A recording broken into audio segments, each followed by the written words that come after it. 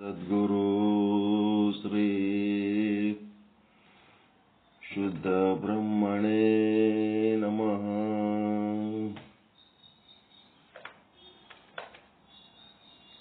ಸಮಸ್ತ ಶುದ್ಧ ಬ್ರಹ್ಮ ಸ್ವರೂಪರಲ್ಲಿ ಅನಂತ ಅನಂತ ಪ್ರಣಾಮಗಳು. ಚಿನ್ಮಯ ಜ್ಞಾನಿ ಮಹಾಶರಣ ಸದ್ಗುರು ಶ್ರೀ ಚನ್ನಬಸವೇಶ್ವರರ ಷಟಸ್ಥಲ ವಚನಗಳ ಸ್ಥಳಕಟ್ಟುಗಳ ಪೈಕಿ ಪ್ರಾಣಲಿಂಗಿಯ ಆಚಾರಲಿಂಗ ಸ್ಥಳದ 1ನೇ ವಚನ ಅಧ್ಯಯನ ಮಾಡ್ತಾ ಇದ್ದೇವೆ. ಆಜ್ಞೆ ಸಹಿತ ಗುರು, ಆಜ್ಞೆ ಸಹಿತ ಲಿಂಗ, ಆಜ್ಞೆ ಸಹಿತ ಜಂಗಮ, ಆಜ್ಞೆ ಸಹಿತ ಪಾದೋದಕ, ಆಜ್ಞೆ ಸಹಿತ 64 ಶೀಲ, ಆಜ್ಞೆ ಸಹಿತ 56 ಋತ. ಆಜ್ಞೆ ಸಹಿತ ಗುರು ಅಂತಂದ್ರೆ ಗುರುವಿನ ಕೆಲಸ ಶಿಷ್ಯರಿಗೆ ತತ್ವಜ್ಞಾನ ಉಪದೇಶ ಮಾಡೋದೇ ಗುರುವಿನ ಕೆಲಸ. ಗುರು ಆದವನು ತನ್ನ ಶಿಷ್ಯರ ಪೈಕಿ ಯಾರು ಪ್ರವೀಣರಿರ್ತಾರ, ಯಾರು ವಿಶಾರದರಿರ್ತಾರ, ಯಾರು ಜ್ಞಾನಿಗಳಿರ್ತಾರ, ಅವ್ರಿಗೇನ್ ಮಾಡ್ತಾರ, ಇವತ್ತ ನಾನು ಪಾಠ ಮಾಡಲ್ಲ, ಇವತ್ತು ನೀನು ಪಾಠ ಮಾಡು, ಜ್ಞಾನ ನೀನು ಹೇಳು ಅಂತೇಳಿ ಗುರು ಆಜ್ಞೆ ಕೊಟ್ರೆ ಶಿಷ್ಯ ಗುರುವಿನ ಆಜ್ಞೆ ಸಮೇತವಾಗಿ ಗುರುವಿನಕ್ಕಿಂತ ಚಲೋ ಪಾಠ ಮಾಡ್ಲಕ್ ಬರ್ತದ. ಆದ್ರೆ ಗುರುವಿನ ಆಜ್ಞೆ ಇರ್ಲಾರ್ದೆ ಪಾಠ ಮಾಡಬಾರ್ದು. ಇದನ್ನು ತಿಳ್ಕೋಬೇಕು. ಆಜ್ಞೆ ಸಹಿತ ಗುರು ಅಂತಂದ್ರ ಶಿಷ್ಯನಾದವನು ತತ್ವಜ್ಞಾನ ಹೇಳಬೇಕು ಇನ್ನೊಬ್ಬರಿಗೆ ಅಂತಂದ್ರ ಗುರುವಿನ ಆಜ್ಞೆ ಇದ್ರೆ ಮಾತ್ರ ಹೇಳ್ಬೇಕು. ಇಲ್ಲಂದ್ರ ಆ ಗುರುವಿನ ಬಳಿ ಕಲ್ತು ಅವನೇನ್ ಹೇಳ್ತಾನೆ, ಅವನಕ್ಕಿಂತ ಚಂದ ನಾ ಹೇಳ್ತೀನಿ ಬಾ ಅಂತೇಳಿ ಕರ್ಕೊಂಡು ಹೋಗೋದಿರಲ್ಲ. ಗುರುವಿನ ಬಳಿ ಕಲ್ತ ಮೇಲೆ ಗುರುವಿನ ಆಜ್ಞೆ ತಗೊಂಡು ಇನ್ನೊಬ್ಬರು ಗುರುವಿನಕ್ಕಿಂತ ಚಲೋ ಹೇಳಕ್ ಬಂದ್ರು ಸಹಿತ ಹೇಳಬಾರ್ದು. ಆಜ್ಞೆ ಸಹಿತ ಗುರು, ಆಜ್ಞೆ ಸಹಿತ ಲಿಂಗ. ಶಿವಯೋಗ ಸಾಧನೆ ಮಾಡ್ಬೇಕಾದ್ರ ಗುರುವಿನ ಆಜ್ಞೆ ತಗೊಂಡು, ಗುರುವಿನಲ್ಲಿ ದೀಕ್ಷೆ ತಗೊಂಡು, ಗುರು ಹೇಳ್ದಂಗ ಮಾಡೋದು ಆಜ್ಞೆ ಸಹಿತ. ಮತ್ತ ಆಜ್ಞೆ ಸಹಿತ ಜಂಗಮ ಅಂತಂದ್ರ ಗುರುಗಳಿಗೆ ಕರೆದಿರ್ತಾರ, ನಮ್ಮ ಮನೆಗೆ ಬರ್ರಿ ಅಂತ. ಗುರುಗಳಿಗೆ ಕರೆದಾರ, ಒಬ್ಬ ಶಿಷ್ಯ ಕರೆದ್ರ, ಒಬ್ಬ ಭಕ್ತ ಕರೆದ್ರೆ ಒಂದು ಸಾರಿ ಒಬ್ಬರ ಮನೆಗೆ ಹೋಗ್ಬೋದು. ಟೈಮ್ ಚೇಂಜ್ ಇತ್ತಂದ್ರೂ ಹೋಗ್ಬೋದು. ಒಂದೇ ಟೈಮಿಗೆ 4 ಮಂದಿ ಕರೆದ್ರಂದ್ರ ಅವಾಗ ಗುರುಗಳೇನ್ ಹೇಳ್ತಾರ, ನಮಗ ಇಲ್ಲೊಂದ್ ಕಡೆ ಕರೆದಾರಪ್ಪ, ನಾವು ಹೋಲಕತ್ತೀವಿ, ನಾವು ನಮ್ಮವರಿಗೆ ಒಬ್ಬರಿಗೆ ಕಳಿಸಿ ಕೊಡ್ತೀವಿ ಅಂತೇಳಿ ಏನಂತಾರ, ಗುರುವಿನ ಆಜ್ಞೆ ಸಹಿತ ಜಂಗಮನಾಗಿ ಭಕ್ತರ ಮನೆಗೆ ಹೋಗ್ಬೇಕು. ಅದಕ್ಕೆ ಚರ ಅಂತಾರ, ಚರ ಜಂಗಮ. ಚರ ಪಟ್ಟಾಧ್ಯಕ್ಷ, ಸ್ಥಿರ ಪಟ್ಟಾಧ್ಯಕ್ಷ ಅಂತ ಇಬ್ರು ಇರ್ತಾರ. ಒಬ್ರು ಮಠದಾಗ ಗಟ್ಟೆ ಕೂತಿರ್ತಾರ, ಒಬ್ರು ಚರ ಪಟ್ಟಾಧ್ಯಕ್ಷ.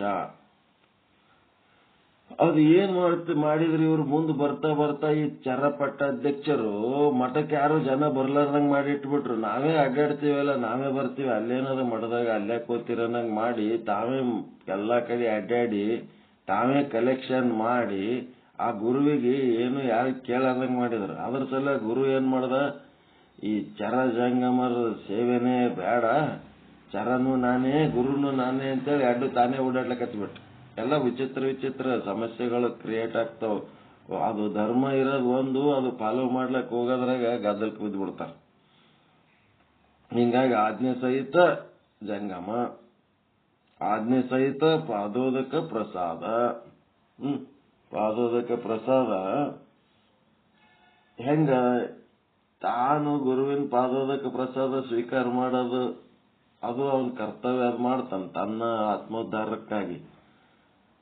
ಅಲ್ಲಿ ಮಠಕ್ಕೆ ಬಂದಂತ ಭಕ್ತರಿಗೆ, ಶಿಷ್ಯರಿಗೆ ಅಥವಾ ಮನೆಗೆ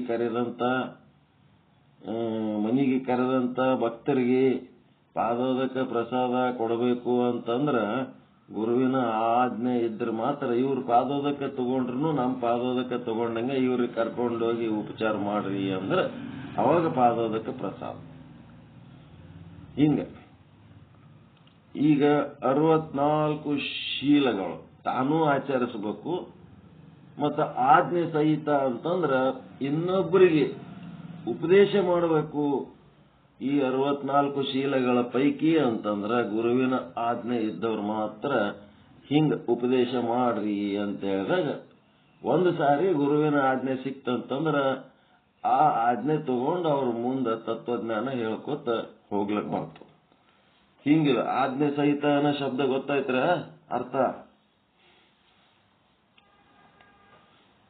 ಅರ್ಥ ಗೊತ್ತಾಯ್ತಾ ಇಲ್ಲ? ಗಪ್ ಕುಂತ್ರಿ ಏನು? ಆಜ್ಞೆ ಸಹಿತ ಅಂದ್ರೆ ಗುರು ಹೇಳಿದ್ರೆ ಮುಂದೆ ವರೆದು ಮಾಡ್ಬೇಕು, ಇಲ್ಲ ಅಂತಂದ್ರೆ ಮುಂದುವರೆದು ಮಾಡ್ಲಿಕ್ಕೆ ಹೋಗ್ಬಾರ್ದು. ಕಂಬಿ ಪ್ರಕಾಶ್ ಗುರುಗಳು ರುದ್ರಾಭಿಷೇಕ ಕಲಿಸ್ಲಕತ್ತಾರ. ಕಲಸ ಟೈಮ್ನೊಳಗ ರುದ್ರಾಭಿಷೇಕಕ್ಕೆ ಅವ್ರಿಗೆ ಒಂದೇ ಸಲಕ್ಕ 4 ಕಡಿ ಬತ್ತಪ್ಪ. ಅವ್ರು ತಮ್ಮ ಶಿಷ್ಯರ ಬಳಗ ಬೆಳೆಸ್ಕೊಂಡು ಎಲ್ಲರಿಗೆ ರುದ್ರಾಭಿಷೇಕ ಮಾಡೋದು ಕಲ್ಸ್ಯಾರ. ಈಗ ಆ ಟೈಮಿಗೆ ಗುರುಗಳ ಆಜ್ಞೆ ತಗೊಂಡು ಯಾರು ಹೋಗ್ತಾರ ಅವರ ರೆಪ್ರೆಸೆಂಟೇಟಿವ್ ಆಗಿ ಹೋಗ್ತಾರ. ಅವ್ರ ಆಜ್ಞೆ ಇರ್ಲಾರ್ದೆ ಅಭಿಷೇಕ ಮಾಡ್ಲಕ್ ಹೋಗ್ಬಾರ್ದು. ಅವ್ರೇನ್ ಮಾಡ್ತಾರ, ನಾವು ಮಾಡ್ತೀವಿ, ಅವ್ರಕ್ಕಿಂತ ಚಲೋ ಬಾಂಬಾಟ್ ಮಾಡ್ತೀವಿ, ಅದು ಮಾಡ್ತೀವಿ ಅಂತ ಹೇಳಕ್ಕೆ ಕಲಿಸಿದ ಗುರುವಿಗೆ ಹಿಂದೋಗೋದಕ್ಕೆ ತಾನೇ ಮುಂದೆ ಹೋದ್ರ ಅದು ಯಶಸ್ವಿ ಅಲ್ಲ. ಅದಕ್ಕೆ ಆಜ್ಞೆ ಸಹಿತ ಅನ್ನೋ ಶಬ್ದದ ಅರ್ಥ ಆಯ್ತನ್ರಿ ಎಲ್ಲ ನಿಮ್ಗೆ?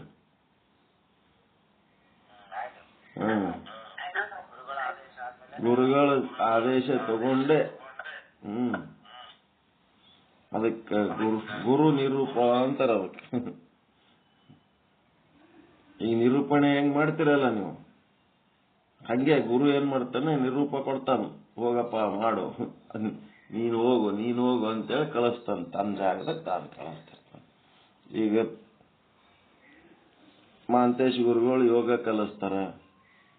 ಯೋಗ ಕಲಿಸಿದ್ಮೇಲೆ ಅವರಿಗೆ ಒಂದೇ ಸಲಕ್ಕೆ 2-3 ಪ್ರೋಗ್ರಾಮ್ ಬಂದ ಹೊತ್ನಾಗ ತಮ್ಮ ಶಿಷ್ಯರ ಬಳಗದಾಗ ಯಾರು ತಮ್ಮಂಗೆ ಚಲೋ ಪರ್ಫೆಕ್ಟ್ ಮಾಡೋರು ಇರ್ತಾರ ಅವ್ರಿಗೆ ಅವ್ರು ಕಳಿಸ್ಕೊಡ್ತಾರ.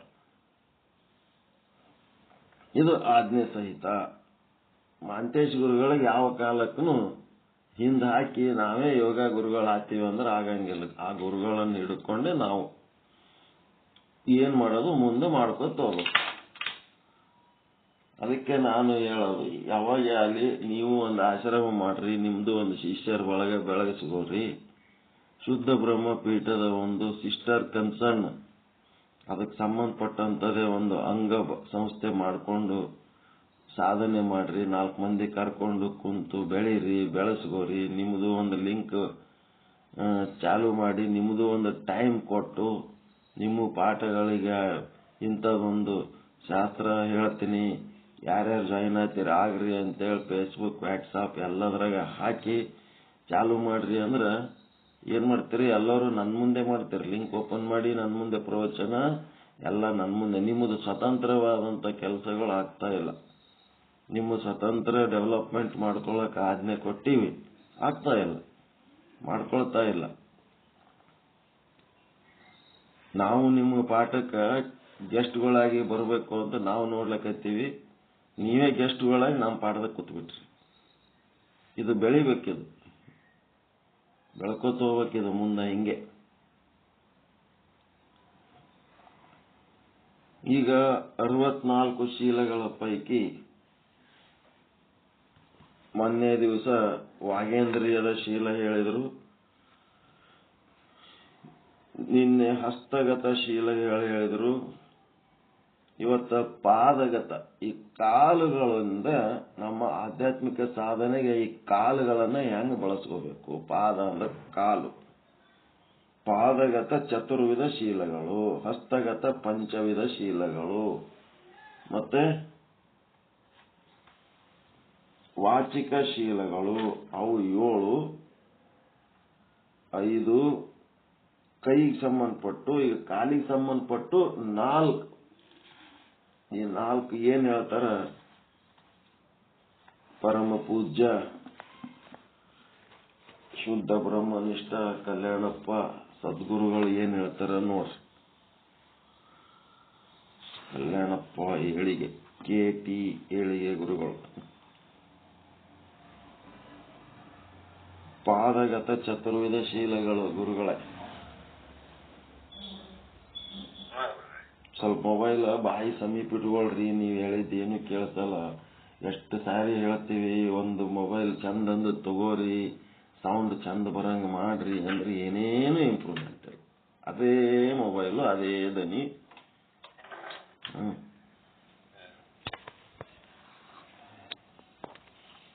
ಹೆಂಗಿರ್ಬೇಕು, ತನ್ನನ್ಬೇಕು ಸೌಂಡ್. Okay, carry on.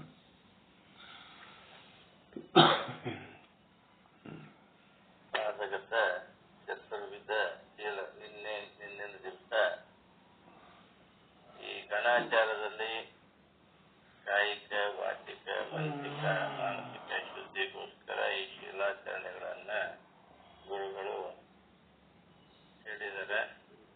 ಈಗಾಗಲೇ ಸಪ್ತವಿಧವಾದ ವಾಚಿಕ ಶೀಲಗಳನ್ನ ನೋಡಿದೀವಿ 7. ಅದರ ನಂತರ 5 ಹಸ್ತಗತ ಶೀಲಗಳನ್ನ ಪರಾಮರ್ಶೆಯನ್ನ ಮಾಡಿದ್ದಾಯ್ತು. ಅದರಲ್ಲಿ ಪಂಚಗತ ಶೀಲ ಗುರುಲಿಂಗ ನಮಸ್ಕರಿಸುವುದು, ತನ್ನ ಪೂಜಾ ಸಾಮಗ್ರಿಗಳನ್ನ ತಾನೇ ತನ್ನ ಹಸ್ತದಿಂದ ಸಂಗ್ರಹಿಸಿಕೊಂಡು ತನ್ನ ಪೂಜೆಯನ್ನು ತಾನೇ ಮಾಡಿಕೊಳ್ಬೇಕು. ಮತ್ತು ಹಸ್ತದಲ್ಲಿ ರುದ್ರಾಕ್ಷ ಮಾಲೆಯನ್ನು ಹಿಡ್ಕೊಂಡು ಸದಾಕಾಲ 24x7 ಪ್ರಕಾರ ಜಪಿಸಬೇಕು. ನನ್ನ ಹಸ್ತಗಳಿಂದ ಪ್ರತಿದಿನ ಗುರುಲಿಂಗ ಜಂಗಮರನ್ನ ಆರಾಧನೆ ಮಾಡಬೇಕು. ಮತ್ತು ಗುರುಲಿಂಗ ಜಂಗಮಾದಿಗಳಿಗೂ ಕೂಡ ಮತ್ತೆ ಧರ್ಮಕ್ಕಾಗಿ ತನ್ನ ಒಂದು ಶಕ್ತಿಯ ಅನುಸಾರವಾಗಿ, ತನ್ನ ಒಂದು ಸಾಮರ್ಥ್ಯದ ಅನುಸಾರವಾಗಿ ದಾನವನ್ನು ಮಾಡ್ತಾ ಇರಬೇಕು. ಈ ರೀತಿಯಾಗಿ 5 ಹಸ್ತಗತ ತನ್ನ ಕೈಗಳಿಂದ ಮಾಡ್ತಕ್ಕಂಥ 5 ಶೀಲಗಳನ್ನ ನಿನ್ನಿನ ದಿವಸ ನಾವು ನೋಡಿದ್ವಿ. ಇವತ್ತಿನ ದಿವಸ ಪಾದಗತ ಚತುರ್ವಿಧ ಶೀಲ ಅಂದ್ರೆ ನಾವು ಕಾಲಿನಿಂದ, ಪಾದ ಅಂದ್ರೆ ಕಾಲು, ಕಾಲಿನಿಂದ ಚರಣ, ನಮ್ಮ ಚರಣಗಳಿಂದ ನಾವು ಏನು ಸೇವೆಯನ್ನು ಮಾಡಬೇಕು ಅನ್ನೋದನ್ನ ಶೀಲಗಳನ್ನ ಇಲ್ಲಿ ಹೇಳ್ತಾ ಇದ್ದಾರೆ ಗುರುಗಳು. ಈಗ 12 ಶೀಲಗಳಾದವು.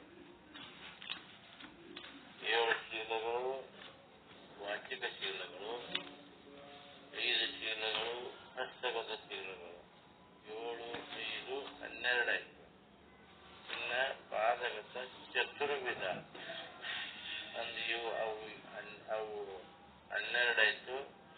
ಈಗ 4 ಚತುರ್ವಿಧ ಪಾದಗತ 4, 16 ಆಗ್ತದೆ. ಇದು ಹೇಳದ ನಂತರ ಯಾವ ಇವು ಪಾದಗತ ಚತುರ್ವಿಧ ಶೀಲಗಳು ಅಂತಂದ್ರೆ 13ನೇ ಶೀಲ ನೋಡ್ರಿ.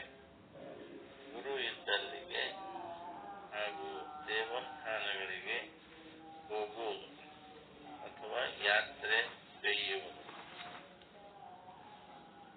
ಇದೇ ಪ್ರಕಾರ ಸಂದರ್ಭಕ್ಕನುಸಾರವಾಗಿ ಗುರು ಇದ್ದಲ್ಲಿಗೆ ಶಿಷ್ಯ ಹೋಗಿ ತನ್ನ ಕೈಲಾದ ಸೇವೆಯನ್ನ, ಗುರುಗಳ ಸೇವೆಯನ್ನ ಮಾಡಬೇಕು. ಮತ್ತು ದೇವಸ್ಥಾನಗಳಿಗೆ ಕೂಡ ಹೋಗಬೇಕು ಮತ್ತು ಯಾತ್ರೆಯನ್ನು ಕೂಡ ಮಾಡಬೇಕು. ಇದು 13ನೇ ಶೀಲ. 14ನೇ ಶೀಲ ಏನದಂತಂದ್ರೆ ಗುರುವಿಗೆ ಹಾಗೂ ದೇವರಿಗೆ ಪ್ರದಕ್ಷಿಣೆಯನ್ನ ಹಾಕುವುದು. ಗುರು ಅಂತಂದ್ರೆ ಸಾಕ್ಷಾತ್ ನಮಗೆ ಎದುರಿಗೆ ಇರುವಂತಹ ಗುರು.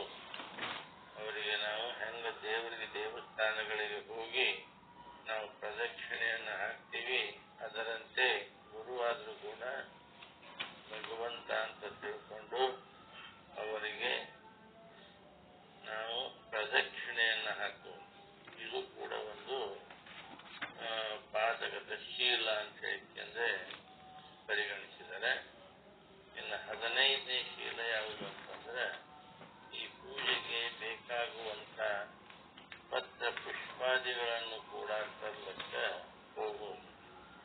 ನಮ್ಮ ಪೂಜೆ ನಾವು ಮಾಡಿಕೊಳ್ಳುವಾಗ ಅದಕ್ಕೆ ಏನು ಬೇಕಾಗುವಂತ ಎಲ್ಲ ಸಾಮಗ್ರಿಗಳನ್ನು ಮತ್ತು ಪತ್ರಿ ಪುಷ್ಪ ಇವುಗಳನ್ನ ನಾವೇ ತೆಗೆದುಕೊಂಡು ಬರೋದು. ನಮ್ಮ ಕಾಲಿನಿಂದ ನಾವೇ ನಡ್ಕೊಂಡು ಹೋಗ್ಬೇಕಿಂದ ಅವನ್ನ ತೆಗೆದುಕೊಂಡು ಬರಬೇಕು. ಮತ್ತೊಬ್ಬರಿಗೆ ಹೇಳಿಕೆಯಿಂದ ಮತ್ತೊಬ್ಬರು ತಂದಿದ್ದನ್ನ ನಾವು ಪೂಜೆಗೆ ಉಪಯೋಗಿಸಬಾರದು ಅನ್ನೋದನ್ನ ಇಲ್ಲಿ ಹೇಳ್ತಾರೆ. ನಾವೇ ಸ್ವತಃ ತಂದಿದ್ದು ನಾವು ಮಾಡಬೇಕು. ಇನ್ನು 16ನೇದ್ದು ಶೀಲ ಇಷ್ಟಲಿಂಗ ಪೂಜೆಗಾಗಿ ಅಥವಾ ಗುರುಪಾದ ಪೂಜೆಗಾಗಿ ಶಿರಾಸನವನ್ನು ಹಾಕಿಕೊಂಡು ಕುಳಿತುಕೊಳ್ಳುವುದು. ಶಿರಾಸನದಲ್ಲಿ ಕೂತ್ಕೊಳ್ಬೇಕು ಇಷ್ಟಲಿಂಗ ಪೂಜೆ ಮಾಡಿಕೊಳ್ಳುವಾಗ. ಮತ್ತು ಗುರುಗಳ ಗುರುಪಾದ ಸೇವೆಯನ್ನು ನಾವು ಮಾಡ್ತೀವಿ. ಗುರುಪಾದ ಪೂಜೆ ಆ ಟೈಮ್ದಲ್ಲಿ ನಾವು ಶಿರಾಸನದಲ್ಲಿ ಕೂತ್ಕೊಂಡು ಈ ಪೂಜೆಯನ್ನ ಮಾಡಬೇಕು. ಈ ರೀತಿಯಾಗಿ 4 ಪ್ರಕಾರದ ಶೀಲಗಳು ಪಾದಕ ಸಂಬಂಧದವು. ಈ 4 ಪ್ರಕಾರದ ಏನು ಶೀಲಗಳು, ಚತುರ್ವಿಧ ಶೀಲಗಳು, ಇವು ಪಾದಕ ಸಂಬಂಧಿತವಾದಂತಹ ಶೀಲಗಳಿರುವುದರಿಂದ ಇವುಗಳಿಗೆ ಪಾದಗತ ಶೀಲ ಅಂತ ಹೇಳಿ ಕರೀತಾರೆ. ಈ ಪಾದಗತ ಶೀಲಗಳು ಮನುಷ್ಯನ ನಿಷಿದ್ಧ ಗಮನವನ್ನ ನಿರೋಧಿಸುತ್ತದೆ. ನೋಡಿ, ಪಾದಗತ ಶೀಲ ನಾವೇ ನಮ್ಮ ಪಾದದಿಂದ ನಾವು ಏನು ಕೆಲಸ ಮಾಡ್ತೀವಿ, ಇದರಿಂದ ಏನಾಗ್ತದ, ನಿಷಿದ್ಧ ಗಮನವನ್ನ ಅಂದ್ರೆ ಬೇರೆ ಕಡೆಗೆ ನಮ್ಮ ಗಮನ ಹೋಗ್ಲಾರ್ದೆ ಈ ಕೆಲಸ ನಾನೇ ಮಾಡಬೇಕು ಅಂತ ಆ ಸೇವೆ ಒಂದು ಮನೋಭಾವ ಬೆಳೀತದೆ. ನಮ್ಮ ಗುರುವಿನ ಸೇವೆ ಮನೋಭಾವ, ಭಗವಂತನ ಸೇವೆ ಮನೋಭಾವ ನಮಗೆ ಬೆಳೆದು ಇಲ್ಲಿ ನಮ್ಮ ಗಮನ ಬೇರೆ ಕಡೆ ಹೋಗುವುದಲ್ಲ, ನಿಷಿದ್ಧ ಗಮನವನ್ನ ನಿರೋಧಿಸ್ತದೆ. ಇದನ್ನೇ ರೀತಿಯಾಗಿ ನಮ್ಮ ವಚನದಲ್ಲಿ ಉಪದೇಶ ಮಾಡ್ತಾರೆ. ಏನಂದ್ರೆ, ಅತ್ತಲಿತ್ತ ಹೋಗದಂತೆ ಶರವಣ ಮಾಡಯ್ಯ ತಂದೆ ಅಂತ. ಅತ್ತಲಿತ್ತ ಹೋಗದಂತೆ ಶರವಣ ಮಾಡಯ್ಯ ತಂದೆ. ನಾನು ಆ ಕಡೆ ಈ ಕಡೆ ಹೋಗಲಾರ್ದಂಗ ನನ್ನ ಗುರು ಸೇವೆಯನ್ನ ಮಾಡುವಂಗ ನನಗೆ ಆಶೀರ್ವದಿಸು, ಕೃಪೆ ಮಾಡು ಅಂತ. ಈ ರೀತಿಯಾಗಿ ದೇವರನ್ನ ಪ್ರಾರ್ಥನೆ ಮಾಡಿ ಈ ಪಾದಗತ ಶೀಲವನ್ನ ಪರಿಪಾಲಿಸಿದ್ದಾರೆಂಬುದು ನಮಗೆ ತಿಳಿದು ಬರ್ತದೆ. ನಮ್ಮ ಈ ಒಂದು ಭಾರತೀಯ ವ್ಯವಸ್ಥೆಯಲ್ಲಿ ಈ ಗುರು ಹಿರಿಯರ ಒಂದು ಪಾದಕ್ಕೆ ನಮಸ್ಕರಿಸುವಂತ ಪರಿಪಾಠ ತುಂಬಾ ಪ್ರಾಚೀನ ಕಾಲದಿಂದ ಬಂದಿದೆ. ಮನೆಯಲ್ಲಿ ಆಗಲಿ ಅಥವಾ ಎಲ್ಲೇ ಮಠ ಮಂದಿರಗಳಲ್ಲಿ ಗುರುಗಳಿಗೆ ಹೋದಾಗ, ಮಠ ಮಂದಿರಗಳಿಗೆ ಹೋದಾಗ ಗುರುಗಳು ಮತ್ತೆ ಸ್ವಾಮಿಗಳು ಇದ್ದಾಗ ನಾವು ಅವರ ಪಾದಕ್ಕೆ ನಾವು ನಮಸ್ಕರಿಸುವಂತ ಮತ್ತೆ ಮಠ ಮಂದಿರ ಅಷ್ಟೇ ಅಲ್ಲ, ಹಿರಿಯರಾದರೂ ಕೂಡ ಸಮಾಜದಲ್ಲಿ ಹಿರಿಯರು ಇದ್ದವರು ಕೂಡ ನಾವು ಪಾದಕ್ಕೆ ಯಾರ ಪಾದಗಳು ಶಾಸ್ತ್ರಹಿತ ಮಾರ್ಗದಲ್ಲಿ ಚಲಿಸುತ್ತವ ಆ ಪಾದಗಳೇ ಪೂಜನೀಯವಾದವುಗಳು ಹೇಳಿ ಈ ಒಂದು ಪರಿಪಾಠದ ಹಿನ್ನೆಲೆ. ಯಾಕೆ ಮಾಡ್ತಾರ ಅಂತಂದ್ರೆ, ಶಾಸ್ತ್ರವಿಹಿತ ಮಾರ್ಗದೊಳಗೆ ಶಾಸ್ತ್ರದಲ್ಲಿ ಹೇಳಿದಂತಹ ಮಾರ್ಗ ಏನದ ಒಳ್ಳೆ ಉತ್ತಮವಾದಂತಹ ಲೇಖನ ಕಟ್ಟಿದರಲ್ಲಿ ಶಾಸ್ತ್ರದಲ್ಲಿ ಆ ಮಾರ್ಗದಲ್ಲಿ ನಾವು ನಡೆದೀವಿ ಅಂತಂದ್ರೆ ಅಂಥವರ ಪಾದಗಳೇ ಪೂಜನೀಯರವು ಅಂದ್ರೆ ಪೂಜೆ ಮಾಡ್ಲಿಕ್ಕ ಅರ್ಹತೆಯನ್ನ ಹೊಂದಿರ್ತವ ಅನ್ನೋದು ಈ ಪರಿಪಾಠದ ಹಿನ್ನೆಲೆ. ಈ ರೀತಿಯಾಗಿ ನಾವು ಶಾಸ್ತ್ರಗೀತ ಮಾರ್ಗದಲ್ಲಿ ನಡೆದೀವಿ ಅಂತಂದ್ರೆ ಅಂಥ ಪಾದಗಳೇ ಪೂಜೆ ಮಾಡ್ಲಿಕ್ಕ ಅರ್ಹತೆ ಪಡ್ಕೋತವ, ಪೂಜನೀಯವಾದ ಪಾದಗಳಾಗುತ್ತವ ಅಂತೇಳಿ ಹೇಳ್ಬೋದು. ಈ ಪಾದಗಳು ಆಚಾರದ ಪ್ರತೀಕ. ಈ ರೀತಿಯಾದಂಥ ಶಾಸ್ತ್ರ ನೀತ ಮಾರ್ಗದಲ್ಲಿ ನಡೆಯುವಂಥ ಏನು ಪಾದಗಳದವ ಅದೇ ಪಾದಗಳು ಆಚಾರದ ಪ್ರತೀಕ. ನಮಗ ಆಚಾರ ಮಾಡಬೇಕು ಅಂತಂದ್ರೆ ನಮ್ಮಲ್ಲಿ ವಿಚಾರ ಬರ್ತದೆ. ನಾವು ಆಚಾರ ಮಾಡಬೇಕಾದ್ರೆ ಮೊದಲು ವಿಚಾರ ಬರ್ತದೆ. ಈ ರೀತಿ ಮಾಡಬೇಕು ಅಂತೇಳಿ, ಉತ್ತಮವಾದ ಕಾರ್ಯಗಳು ಮಾಡಬೇಕು ಅಂತೇಳಿ ವಿಚಾರ ಬಂದಾಗ ಅದು ಕಾರ್ಯರೂಪಕ್ಕೆ ಆಚಾರದಲ್ಲಿ ಬರ್ತದೆ. ಅದಕ್ಕೆ ಹೇಳ್ತಾರೆ ಇಲ್ಲಿ ಪಾದವು ಆಚಾರದ ಪ್ರತೀಕ ಅಂತಾರೆ. ಅದರ ಒಂದು ಗುರುತದು. ಆದ ಕಾರಣ ಪ್ರತಿಯೊಬ್ಬರೂ ಶೀಲ ಬಾಹಿರರಾಗಲಿ, ಯಾರೂ ಕೂಡ ಶೀಲವನ್ನ ಬಿಟ್ಟು ನಡಿಲಾರದೆ ಶೀಲವಂತರಾಗಿರಲಿ ಅಂತಾಗಲೇ ಅವರ ಪಾದಗಳು ಪೂಜನೀಯ. ಪ್ರತಿಯೊಬ್ಬರ ಪಾದಗಳು ಶೀಲ ಬಾಹಿರ ಆಗಬಾರದು. ಶೀಲ ಬಾಹಿರ ಆಗಲಾರದೆ ಶೀಲವಂತರ ಆಗಲಿ ಅನ್ನೋ ಉದ್ದೇಶದಿಂದಲೇ ಈ ರೀತಿಯಾದಂಥ ಶಾಸ್ತ್ರಗೀತ ಮಾರ್ಗದಲ್ಲಿ ನಡೀಬೇಕು ಅಂತ ಹೇಳಿ ಆದೇಶವನ್ನು ಕೊಡ್ತಾರೆ. ಅದನ್ನೇ ಒಂದು ದೃಷ್ಟಾಂತ ಮೂಲಕ ಹೇಳ್ತಾರೆ. ಪಾದದ ಒಂದು ಮಹಿಮೆ ಏನು ಅನ್ನೋದನ್ನ ಶ್ರೀರಾಮಚಂದ್ರನು ದೃಷ್ಟಾಂತನ ಕೊಡ್ತಾರೆ. ಶ್ರೀ ರಾಮಚಂದ್ರ ವನವಾಸದಲ್ಲಿ ಇರ್ತಾರೆ. 14 ವರ್ಷಗಳ ವನವಾಸ. ಆ ವನವಾಸದಲ್ಲಿದ್ದಾಗ ಒಂದು ದಿನ ರಾಮ ಸೀತೆಯರು ಸಹಜವಾಗಿ ಮಾತಾಡ್ಕೊಂಡು ಕೂತಿರ್ತಾರೆ. ಕೂತಾಗ ರಾಮ ಸೀತೆಯನ್ನು ಉದ್ದೇಶಿಸಿ ಒಂದು ಮಾತಾಡ್ತಾರೆ. ತನ್ನ ಪಾದಗಳನ್ನು ತೋರಿಸ್ತಾ ರಾಮ ಸೀತೆಗೆ ಒಂದು ಮಾತಾಡ್ತಾನೆ. ಏನು? ರಾಮ ತನ್ನ ಪಾದಗಳನ್ನ ಸೀತೆಗೆ ತೋರಿಸುತ್ತಾ, ಇಗೋ ನೋಡು ನನ್ನ ಪಾದಗಳು ಎಷ್ಟು ಸುಂದರವಾಗಿವೆ ಅಂತ ಹೇಳ್ತಾನೆ. ಆಗ ಸೀತಾ ಹೇಳ್ತಾಳೆ, ತಕ್ಷಣನೇ ಹೇಳ್ತಾಳೆ, ಏನು ನಿಮಗಿಂತೂ ನನ್ನ ಪಾದಗಳಷ್ಟು ಸುಂದರವಾಗಿ ಅದವ ನೋಡ್ರಿ ಅಂತ ಹೇಳ್ತಾಳೆ. ಸೀತಾದೇವಿ ರಾಮನಿಗೆ ಹೇಳ್ತಾಳೆ, ನಿಮಗಿಂತೂ ನನ್ನ ಪಾದಗಳು ಎಷ್ಟು ಸುಂದರವಾಗಿವೆ ಅಂತ ಹೇಳ್ತಾಳೆ. ಹೇಳಿದಾಗ ಅವರಿಬ್ಬರಲ್ಲಿ ಈ ಪಾದದ ವಿಷಯದ ಕುರಿತು ವಾದ ವಿವಾದ ನಡೀತಿರುತ್ತದೆ. ನಡೆದು ಆ ಒಂದು ವಾದ ವಿವಾದ ಕಳೆದು ನಿರ್ಣಯವಾಗದೇ ಇದ್ದಾಗ, ಯಾವುದೋ ಒಂದು ಅಂತ್ಯಕ್ಕೆ ಬರದೇ ಇದ್ದಾಗ, ಅದೇ ಸಮಯದೊಳಗೆ ಈ ಗೆಡ್ಡೆ ಗಣಸಗಳನ್ನ ತರಲು ಹೋದಂತ ಲಕ್ಷ್ಮಣ ಆಶ್ರಮಕ್ಕೆ ಬರ್ತಾನೆ. ಹಿಂಗವರಲ್ಲಿ ಚರ್ಚೆ ನಡೆದಾಗ ಲಕ್ಷ್ಮಣ ಗೆಡ್ಡೆ ಗಣಸ ತರ್ಲಿಕ್ಕೆ ಅವನು ಹೋಗಿರ್ತಾನೆ. ಹೋಗಿ ಹೊಳೆ ಬರ್ತಾನೆ. ಬಂದ ಆಶ್ರಮ ಮಾಡಿ ಬಂದಾಗ ಲಕ್ಷ್ಮಣ ಬಂದ ಕೂಡಲೇ ಆತನನ್ನ ರಾಮ ತನ್ನ ಹತ್ರ ಕರೆದು ಹೇಳ್ತಾನೆ, ಏನು ನಮ್ಮ ಇಬ್ಬರ ಪಾದಗಳಲ್ಲಿ ಯಾರ ಪಾದಗಳು ಸುಂದರದವ ಹೇಳು ಅಂತೇಳಿ ಅವನು ರಾಮ ಲಕ್ಷ್ಮಣನಿಗೆ ಕೇಳ್ತಾನೆ. ಇದನ್ನ ನೀನೇ ನಿರ್ಣಯ ಮಾಡಬೇಕು. ಯಾಕಂದ್ರೆ ನಾನು ನನ್ನ ಪಾದಗಳು ಸುಂದರವಾಗಿವೆ ಅಂತ ಹೇಳಿ ನಾ ಹೇಳ್ತಾ ಇದ್ದೀನಿ. ಸೀತಾದೇವಿ ತನ್ನ ಪಾದಗಳು ಸುಂದರವಾಗಿವೆ ಅಂತ ಹೇಳಿ ಸೀತಾ ಹೇಳ್ತಾಳೆ.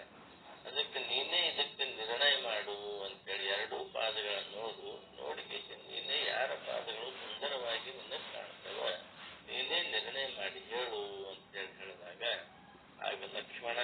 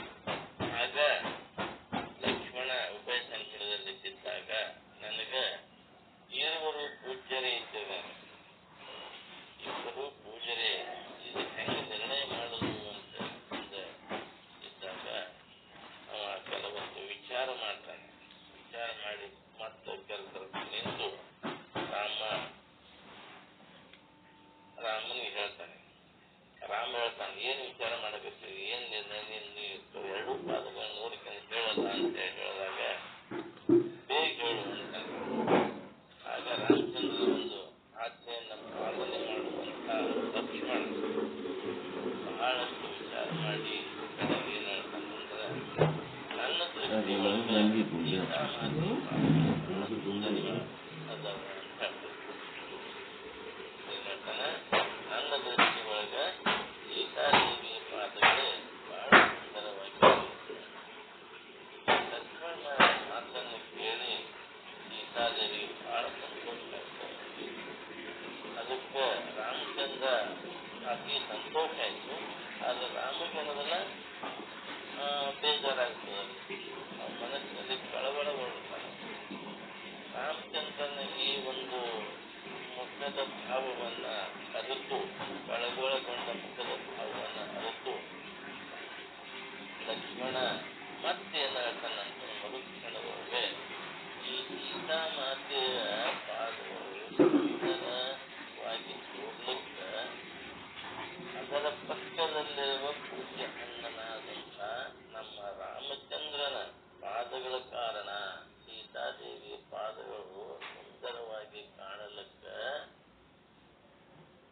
ಸೀತಾದೇವಿಯ ಪಕ್ಕದಲ್ಲಿರುವಂತ ರಾಮಚಂದ್ರನ ಪಾದಗಳೇ ಕಾರಣಗಳು ಅಂತೇಳಿ ಪತ್ನಿ ಪಾದ ಇದ್ದಾಗಲೇ ಪತ್ನಿ ಪಾದ ಬೆಲೆ ಬರ್ತದ ಅಂತೇಳಿ ಹೇಳ್ತಾನೆ ಲಕ್ಷ್ಮಣ.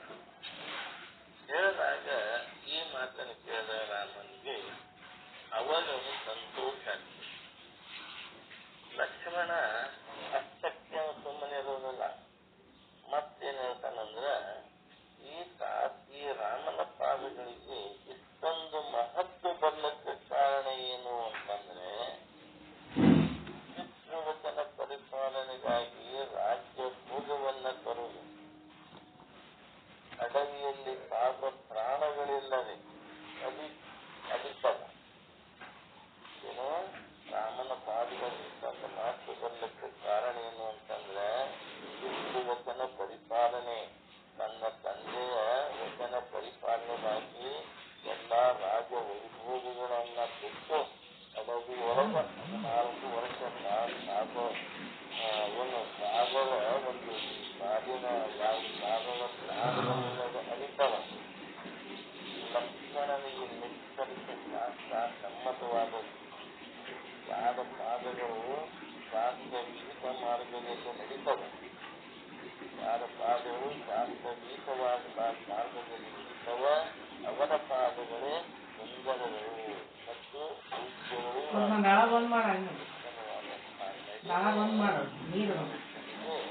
ಗೌರವವನ್ನು ತಂದು ಕೊಡ್ತವೆ. ಅಂತೆಯೇ ಪಾದದಿಂದ ಆಚರಿಸಬಹುದಾದಂಥ 4 ವಿಧ ಶೀಲಗಳ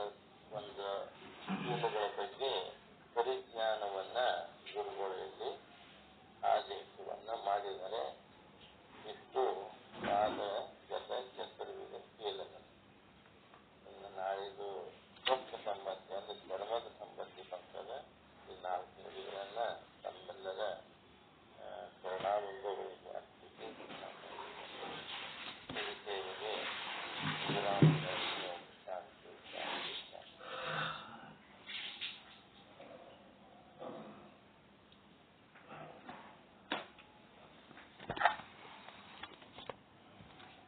ಪಾದ ಸಂಬಂಧಿ ಶೀಲಗಳು. ಪಾದ ಸಂಬಂಧಿ ಶೀಲಗಳು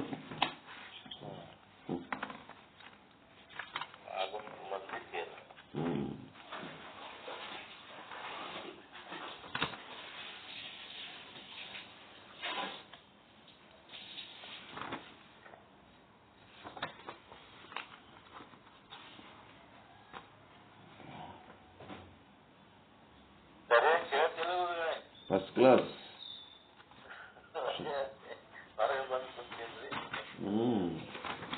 ಹೊರಗೆ ಕುಂದಿರಿ, ನೀವು ಒಳಗೆ ಕೂಡ್ಲಕ್ಕೆ ಹೋಗ್ಬೇಡ್ರಿ.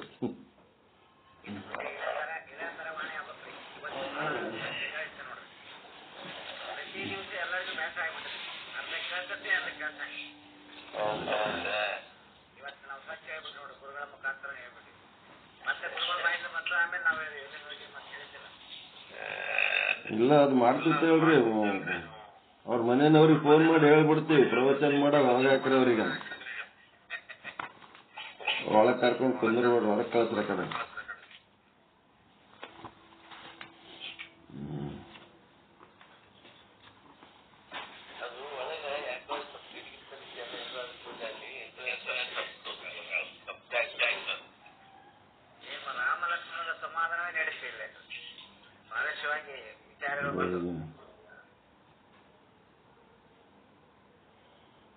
ಗುರು ಇದ್ದಲ್ಲಿಗೆ ದೇವಸ್ಥಾನಗಳಿಗೆ ಹೋಗುವುದು, ಯಾತ್ರೆಗೈಯುವುದು.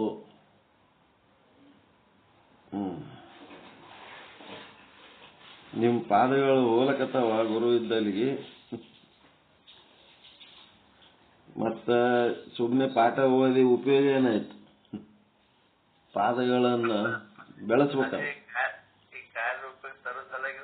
ತರ್ಬೇಕಲ್ರಿ ಮತ್ತ. ಈಗ ಒಂದಿಷ್ಟು ಅರ್ಧಂಬರ್ಧ ವಚನ ಓದ್ಕೊಂಡವ್ರು ಏನ್ ಮಾಡ್ತಾರ, ಶ್ರೀಶೈಲಕ್ಕೆ ಹೋಗ ಮಂದಿನ ನೋಡಿಕೆ ಟೀಕೆ ಮಾಡ್ತಿರ್ತಾರ. ಅಲ್ಲೇನಿಟ್ಟಾರ, ಅಲ್ಲಿ ಅದಕ್ಕೆ ನಡ್ಕೊತ ಹೋಗ್ಬೇಕು, ಬಸ್ ಇದ್ದಾಗ ಬಸ್ ಇರ್ಲಾರ್ದ ಕಾಲದಾಗ ನಡ್ಕೊತ ಹೋಗ್ತಿದ್ರು, ಈಗ ಯಾಕೆ ನಡ್ಕೊತ ಹೋಗ್ಬೇಕು, ಹಿಂಗ್ ಮಾತಾಡ್ತಾವ.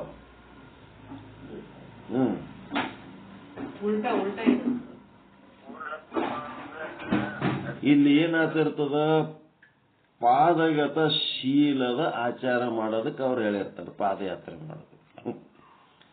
ಶ್ರೀಶೈಲಕ್ಕೆ ಹೋಗೋರ್ದು ಪಾದಗತ ಶೀಲದ ಆಚಾರ ನಡೆದಿರ್ತು, ಅದನ್ನ ನಾವು ಟೀಕೆ ಮಾಡಂಗಿಲ್ಲ. ಮತ್ತ ಗುರುವಿಗೆ ಪ್ರದಕ್ಷಿಣೆ ಹಾಕ್ಬೇಕಾದ್ರೆ ಗುರು ಇದ್ದಲ್ಲೇ ಬರ್ಬೇಕಲ್ಲ. ಮತ್ತೆ ಪೂಜೆಗೆ ಬೇಕಾಗುವ ಪತ್ರ ಪುಷ್ಪಾದಿಗಳು ತರ್ಲಕ್ಕ ತಾನೇ ಹೋಗ್ಬೇಕು, ತಾನೇ ತರಬೇಕು. ಎಲ್ಲಿ ಹೋಗ್ಬೇಕು? ತನ್ನ ಸ್ವಂತ, ತನ್ನ ತೋಟ, ತನ್ನ ವನ ಏನದ ಅಲ್ಲಿ ಹೋಗಿ ಅಷ್ಟೇ ತರಬೇಕು.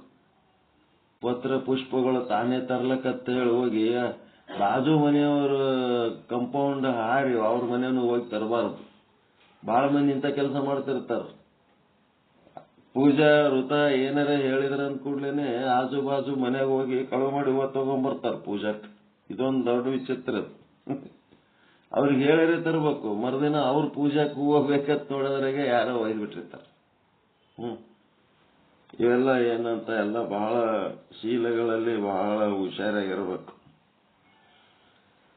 ಇಷ್ಟಲಿಂಗ ಪೂಜೆಗಾಗಿ, ಗುರುಪಾದ ಪೂಜೆಗಾಗಿ ಸ್ಥಿರ ಆಸನ ಹಾಕಿಕೊಂಡು ಕೊಳ್ಳುವುದು. ಅದು ಮುಂದೆ ಕುಂದ್ರಾಗನು ಒಂದು ಸಿಸ್ಟಮ್ಯಾಟಿಕ್ ಪದ್ಧತಿ ಪ್ರಕಾರ ಕುಂದ್ರಬೇಕು, ಹೆಂಗ್ ಬೇಕು ಹಂಗ್ ಕುಂದ್ರಬಾರ್ದು. ಹಿಂಗ ಇವು 4 ರೀತಿ ಶೀಲಗಳು. ಯಾರು ಧರ್ಮ ಮಾರ್ಗದಲ್ಲಿ ನಡೀತಾರ ಅವರ ಪಾದಗಳೇ ಸುಂದರ ಅನ್ನಂತ ವಿಚಾರ ರಾಮಚಂದ್ರರ ಒಂದು ದೃಷ್ಟಾಂತದಿಂದ ತಿಳ್ಕೊಂಡು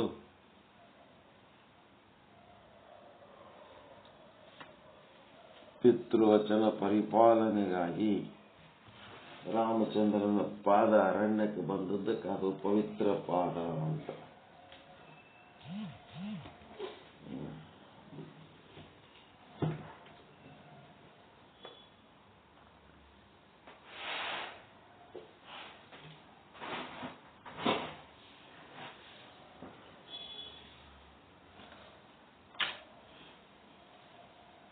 ಹಿಂಗೆಲ್ಲರೇ ಡಿಟೇಲ್ ಆಗಿ ಕುಂತು ಸ್ಟಡಿ ಮಾಡ್ತಾರನ್ರಿ ಯಾವ್ದ್ರಾಗ? ಬೇರೆ ಕಡೆ ಎಲ್ಲರೂ ನೋಡೋದು ಹಿಂಗ ಅಧ್ಯಯನ. 64 ಶೀಲ, 32 ವೃತ, ಡೀಪಾಗಿ ಎಲ್ಲರೂ ನಡೆದದ ಇಂಥ ಸತ್ಸಂಗ?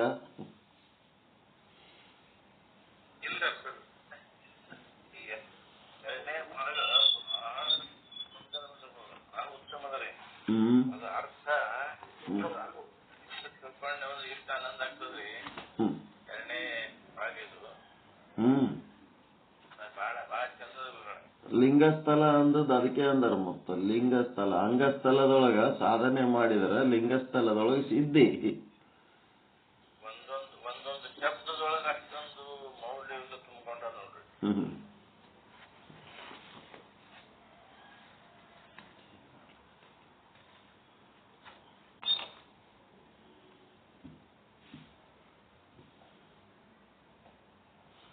ಪಂಚದಶಿ ಅಲ್ಲ.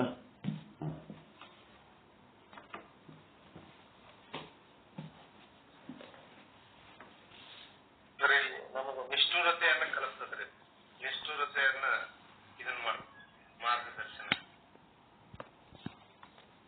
ನ್ಯಾಯ ನಿಷ್ಠುರಿ, ದಾಕ್ಷಿಣ್ಯ ಪರ ನಾನಲ್ಲ. ನ್ಯಾಯ ನಿಷ್ಠುರಿ. ಬಸವಣ್ಣವ್ರ ವಚನ ಅದಲ್ಲ, ನಿಷ್ಠೆ ಅನ್ನೋದು ಕಲಿಸ್ತಾರ. ಧರ್ಮ ನಿಷ್ಠೆ ಹೆಂಗಿರ್ಬೇಕು ಏನಂತ.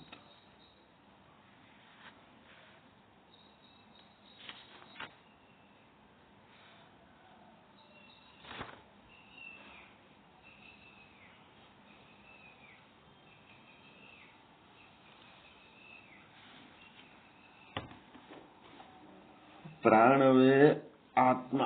ಶ್ರೀ ವಿಚಾರ ಸಾಗರ ಸಾಧು ನಿಶ್ಚಲ್ ದಾಸ್ಜಿ ಅವರ ಕೃತಿ ತರಂಗ 5. ಏನ್ ಮಾಡಿದೆವು, ಪ್ಲೇಟ್ ಚೇಂಜ್ ಮಾಡೋಕ್ಕಿಂತ ಮೊದಲು ಒಂದು ತತ್ವಪದ ಹಾಕ್ಬೇಕು. ಅದಾದ್ಮೇಲೆ ಮಾಡೋಣ ನಿಮಿಷ.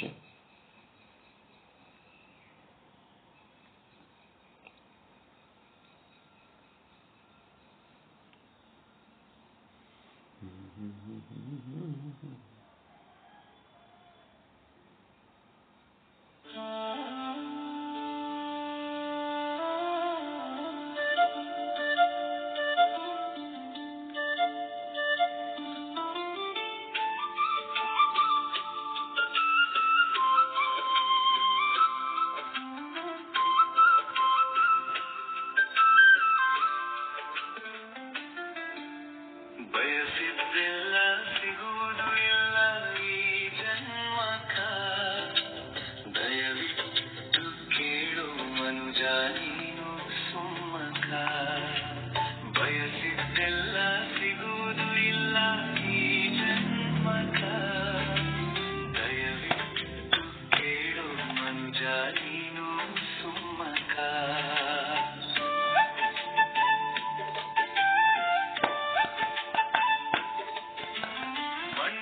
ಕಾಯವ ನಂಬಿ ನೀನು ನಗಬೇಡ, ಚಿನ್ನದಷ್ಟು ಬೆಲೆಯು ಇದಕ್ಕೆ ಇಲ್ಲ ತಿಳಿಯಣ್ಣ. ಬಂದ ದಾರಿಯ ಮರೆತು ನೀನು ನಡೆಯಬೇಡ, ಹೋಗುವಾಗ ಜೊತೆಗೆ ನೀನು ಬಾರದು ಅಣ್ಣ. ಬಯಸಿದ್ದೆಲ್ಲ ಸಿಗುವುದು ದಯವಿಟ್ಟು ಕೇಳು ಮನುಜ ನೀನು ಸುಮ್ಮಕ. ಬಯಸಿದ್ದೆಲ್ಲ ಸಿಗುವುದು ಇಲ್ಲ ಈ ಜನ್ಮಕ, ದಯವಿಟ್ಟು ಕೇಳು ಮನುಜ ನೀನು ಸುಮ್ಮಕ.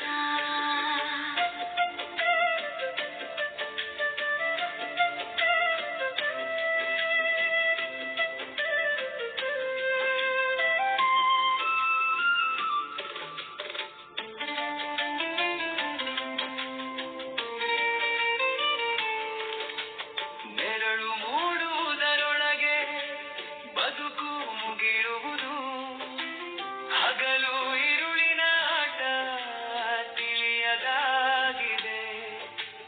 ಅರಮನೆ ಕೋಟೆಗಳಿದ್ದರೇನು ಫಲವಣ್ಣ, ಮಣ್ಣಿನ ಗೂಡಿಗೆ ಕೊನೆಗೆ ಸೇರಬೇಕಾಗಿದೆ. ಬಯಸಿದ್ದೆಲ್ಲ ಸಿಗುವುದು ಇಲ್ಲ ಈ ಜನ್ಮಕ, ದಯವಿಟ್ಟು ಕೇಳು ಮನುಜ ನೀನು ಸುಮ್ಮಕ. ಬಯಸಿದ್ದೆಲ್ಲ ಸಿಗುವುದು ಇಲ್ಲ ಈ ಜನ್ಮಕ, ದಯವಿಟ್ಟು ಕೇಳು ಮನುಜ ನೀನು ಸುಮ್ಮಕ.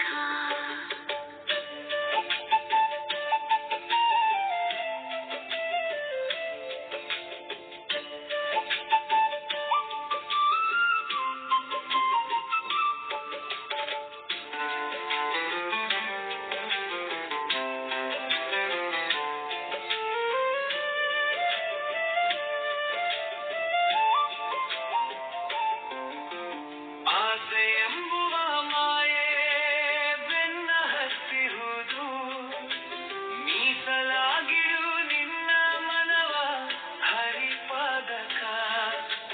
ಕಾಮ ಕ್ರೋಧಗಳ ತೊರೆದು ನೀನು ನಡೆದರೆ ಕ್ಷೇಮವಿಹುದು ನಿನ್ನ ಆತ್ಮಾರಾಮಕ. ಬಯಸಿದ್ದೆಲ್ಲ ಸಿಗುವುದು ಇಲ್ಲ ಈ ಜನ್ಮಕ,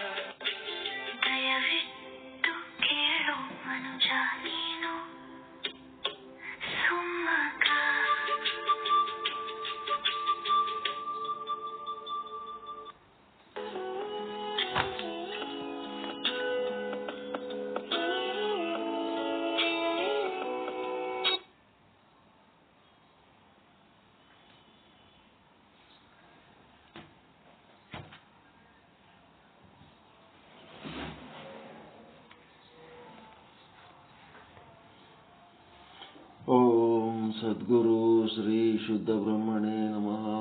ಓಂ ಸದ್ಗುರು ಪಂಡಿತ ಪೀತಾಂಬರ್ಜಿಯೇ ನಮಃ. ಓಂ ಸದ್ಗುರು ಶ್ರೀ ಸಾಧು ನಿಶ್ಚಲದಾಸ್ಯೇ.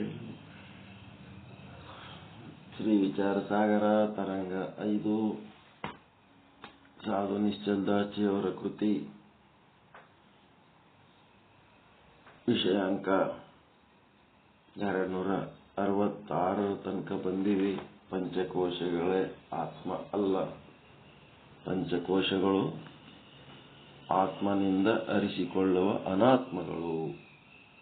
ಅದು ಆತ್ಮ ಅಲ್ಲ. ಅವುಗಳ ಮೂಲಕ ಆತ್ಮವನ್ನು ಅರಿಯಲಿಕ್ಕೆ ಸಾಧ್ಯವಿಲ್ಲ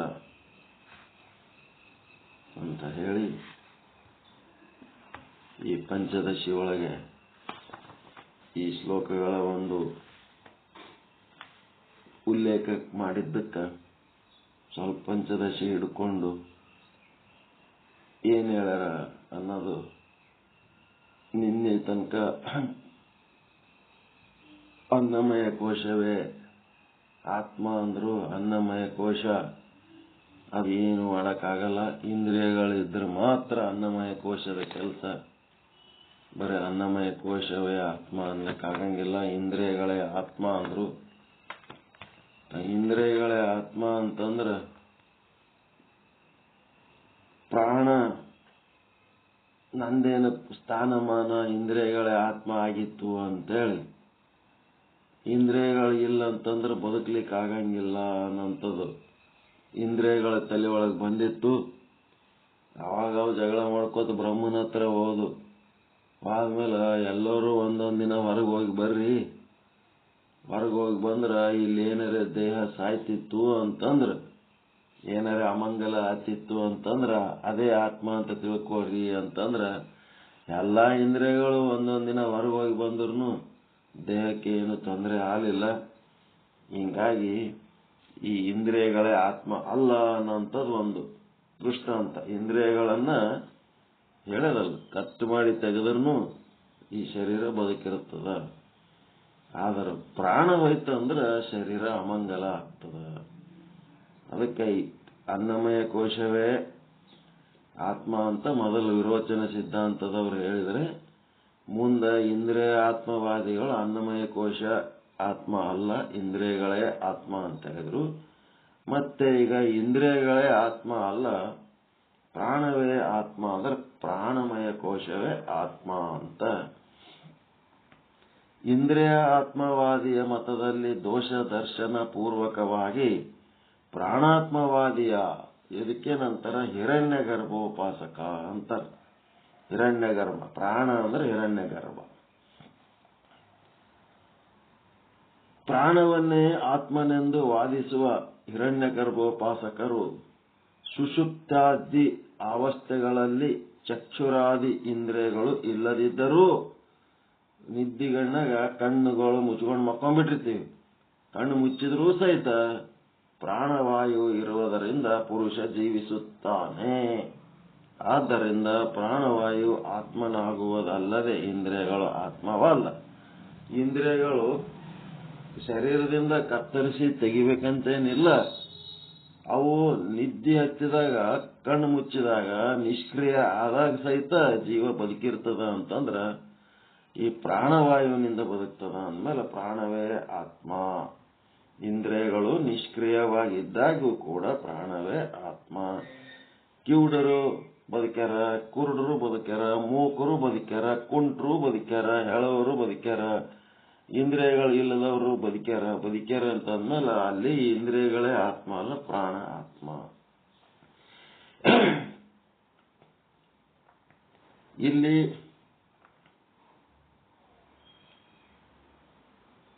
ಹಿರಣ್ಯ ಗರ್ಭ ಮತ ಅಂತ ಪ್ರಾಣವೇ ಆತ್ಮನಿಗೆ ಇವರು ಮರಣ ಸಮಯದಲ್ಲಿ ಯಾವಾಗ ಮೂರ್ಛೆ ಉಂಟಾಗುವುದೋ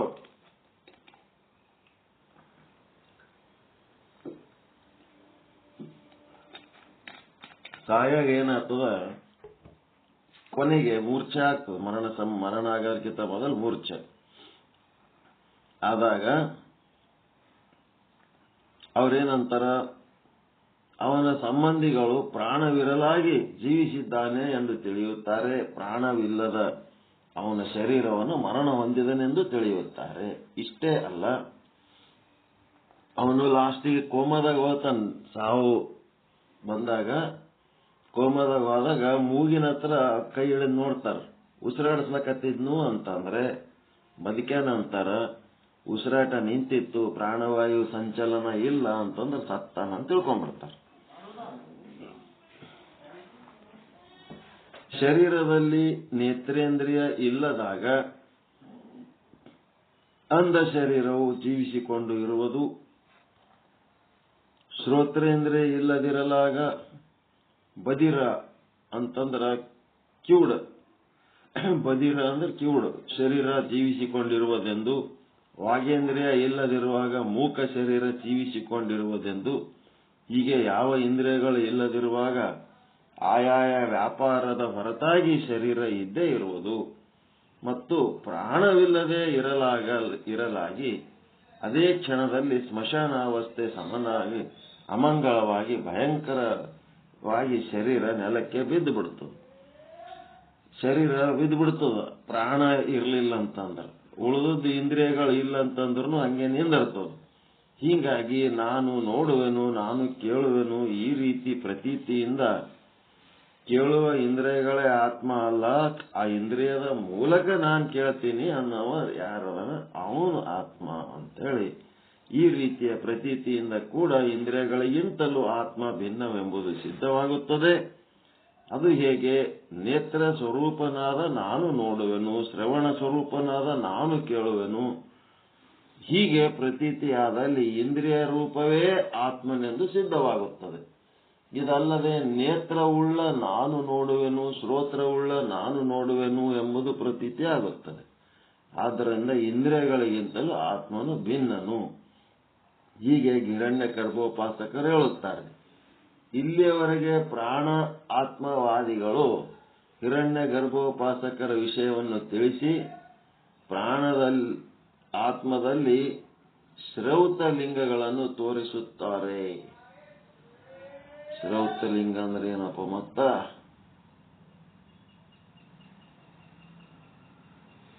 ಪ್ರಾಣ ಸುಷುಪ್ತಿ ಸಶಕ್ತ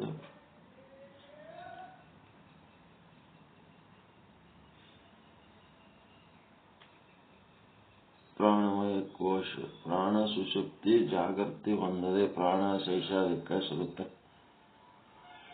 ಈ ದೇಹವೆಂಬ ಪಟ್ಟಣದಲ್ಲಿ ಸುಷುಪ್ತ್ಯಾದಿ ಸರ್ವ ಅವಸ್ಥೆಗಳಲ್ಲಿಯೂ ಪ್ರಾಣಾದಿ ವಾಯುಗಳು ಲಯ ಹೊಂದುವುದಿಲ್ಲ. ಇದಕ್ಕೆ ಶ್ರುತಿ ಪ್ರಾಣಾಗ್ನೇಯ ಏವೈ ತಸ್ಮಿನ್ ಪುರೇ ಜಾಗೃತಿ ಇತ್ಯಾದಿ ವಾಕ್ಯದಿಂದ ಮುಖ್ಯವಾಗಿ ಸುಷುಪ್ತಿಯಲ್ಲಿ ಸರ್ವೇಂದ್ರಿಯಗಳಲ್ಲಿ ಅಭಾವವಿದ್ದಾಗ್ಯೂ ಪ್ರಾಣವಿರುವುದರಿಂದ ಜೀವನ ವ್ಯವಹಾರ ಉಂಟಾಗಿದೆ. ಏನು ಇಂದ್ರಿಯಗಳು ಇಲ್ಲ ಅಂದ್ರೂ ಸಹಿತ ಪ್ರಾಣದ ಕಾರಣ ಈ ಶರೀರ ಜೀವಂತ ಆದ ಅಂಥೇಳಿ. ಆದ್ದರಿಂದ ಜೀವನ ಮರಣವೂ ಕೂಡ ಇಂದ್ರಿಯಗಳಿಗೆ ಆಧೀನವಲ್ಲ. ಜೀವನ ಮರಣನೂ ಆಧೀನ ಅಲ್ಲ. ಸ್ಥೂಲ ಶರೀರಕ್ಕೂ ಪ್ರಾಣಕ್ಕೂ ವಿಯೋಗವೇ ಮರಣವೆನಿಸುವುದು. ಈಗ ಮರಣ ಯಾವ್ದರಿಂದಪ್ಪ ಅಂದ್ರೆ ಸ್ಥೂಲ ಶರೀರದಿಂದ. ಪ್ರಾಣ ಹೋಯ್ತು ಅಂದ್ರೆ ಮರಣ ಅನಿಸ್ತದ, ಇಂದ್ರಿಯ ಹೋಯ್ತು ಅಂದ್ರೆ ಮರಣ ಅನ್ಸಂಗಿಲ್ಲ. ಹೀಗಾಗಿ ಪ್ರಾಣವೇ ಆತ್ಮ. ಆದ್ದರಿಂದ ಜೀವನ ಮರಣ ಪ್ರಾಣಾಧೀನವಾಗಿದೆ ಎಂದು ತಿಳಿದು ಬರುತ್ತದೆ.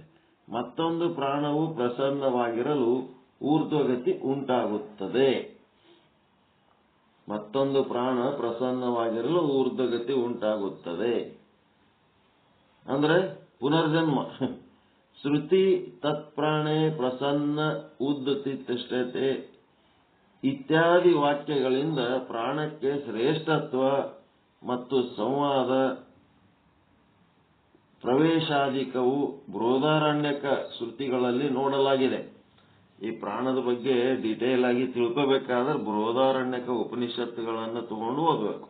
ಮತ್ತು ಆತ್ಮನು ಪ್ರಾಣಮಯ ರೂಪನಾಗಿರುವನೆಂದು ಶ್ರುತಿ ಅನ್ಯೋಂತರ ಆತ್ಮ ಪ್ರಾಣಮಯ ಇತ್ಯಾದಿ ವಾಕ್ಯದಿಂದ ಪ್ರಾಣಮಯ ಕೋಶವು ತೈತ್ತರೀಯ ಶ್ರುತಿ 22ರಲ್ಲಿ ಆತ್ಮನೆಂದು ವಿಸ್ತಾರವಾಗಿ ಹೇಳಿದೆ. ಆದ್ದರಿಂದ ಪ್ರಾಣವೇ ಆತ್ಮನಲ್ಲದೆ ಇಂದ್ರಿಯ ವರ್ಗ ಆತ್ಮ ಅಲ್ಲವೆಂದು ಹಿರಣ್ಯ ಗರ್ಭದಲ್ಲಿ ಹೇಳುತ್ತಾರೆ. ಇವ್ರು ಏನ್ ಹೇಳ್ತಾರ? ಒಂದೇ ಪ್ರಾಣನೇ ಆತ್ಮ, ಇಂದ್ರಿಯ ಇಲ್ಲಂದ್ರೂ ನಡೀತದ, ಪ್ರಾಣನೇ ಆತ್ಮ. ಈಗ ಅನ್ನಮಯ ಶರೀರ ಆತ್ಮ ಅಂತಂದ್ರು, ಅನ್ನಮಯ ಶರೀರ ಆತ್ಮ ಅಲ್ಲ, ಇಂದ್ರಿಯ ಶರೀರ ಆತ್ಮ ಅಂದ್ರು. ಅನ್ನಮಯ ಶರೀರ ಆತ್ಮ ಅನ್ನೋದಕ್ಕೆ ಏನ್ ಕಾರಣ?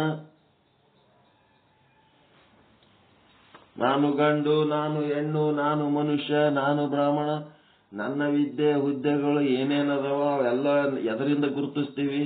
ನಮ್ಮ ಶರೀರದಿಂದ ಗುರುತಿಸ್ತೀವಿ. ನಮ್ಮ ಶರೀರನೇ ಇರ್ಲಿಲ್ಲ ಅಂದ್ರೆ ಎದರ್ಲಿಂದ ಗುರುತಿಸ್ಲಿಕ್ಕೆ ಸಾಧ್ಯ ಅದ ಅಂತೇಳಿ ಅಹಂ ಅನ್ನೋದು ನಮ್ಮ ದೇಹದಲ್ಲಿ ಉಂಟಾಗುವುದರಿಂದ ದೇಹವೇ ಆತ್ಮ ಅಂದರು. ಮುಂದೆ ದೇಹನೇ ಆತ್ಮ ಅಲ್ಲ, ಇಂದ್ರಿಯಗಳು ಆತ್ಮ ಅಂತೇಳಿ ಹೆಂಗ ಹೇಳಿದ್ರು? ಇದು ಹೇಳಕ್ ಬರ್ಬೇಕು ನಿಮಗ. ದೇಹನೇ ಆತ್ಮ ಅಂತ ಹೆಂಗ್ ಹೇಳಿದ್ರು ಅಂತಂದ್ರ, ನಾನು ಬ್ರಾಹ್ಮಣ, ಒಂದೊಂದೇ ಮಾತು ಹೇಳಿರ್ತಾರ. ನಾನು ಮನುಷ್ಯ, ನಾನು ವಿದ್ಯಾವಂತ, ನಾನು ಮಂತ್ರಿ, ನಾನು ಮತ್ತಿನ್ನೇನು ಅದೀನಿ ಅನ್ನೋದು ಎದರಿಂದ ಮೂಲಕ ನನ್ನ ಹೆಸರುಗಳನ್ನು ಹೇಳ್ತೀನಿ. ಎದರ್ಲಿಂತ ಹೇಳ್ತೀನಿ? ಎದರಿಂದ ಗುರುತಿಸ್ಕೋತೀನಿ? ಅವೆಲ್ಲ ಐಡೆಂಟಿಟಿ ಬೈ ಬಾಡಿ. ಶರೀರದಿಂದ ಗುರುತಿಸ್ತೀವಿ, ಶರೀರದಿಂದ ಗುರುತಿಸ್ತೀವಿ ಅಂತ ಅವ್ರ ವಾದ.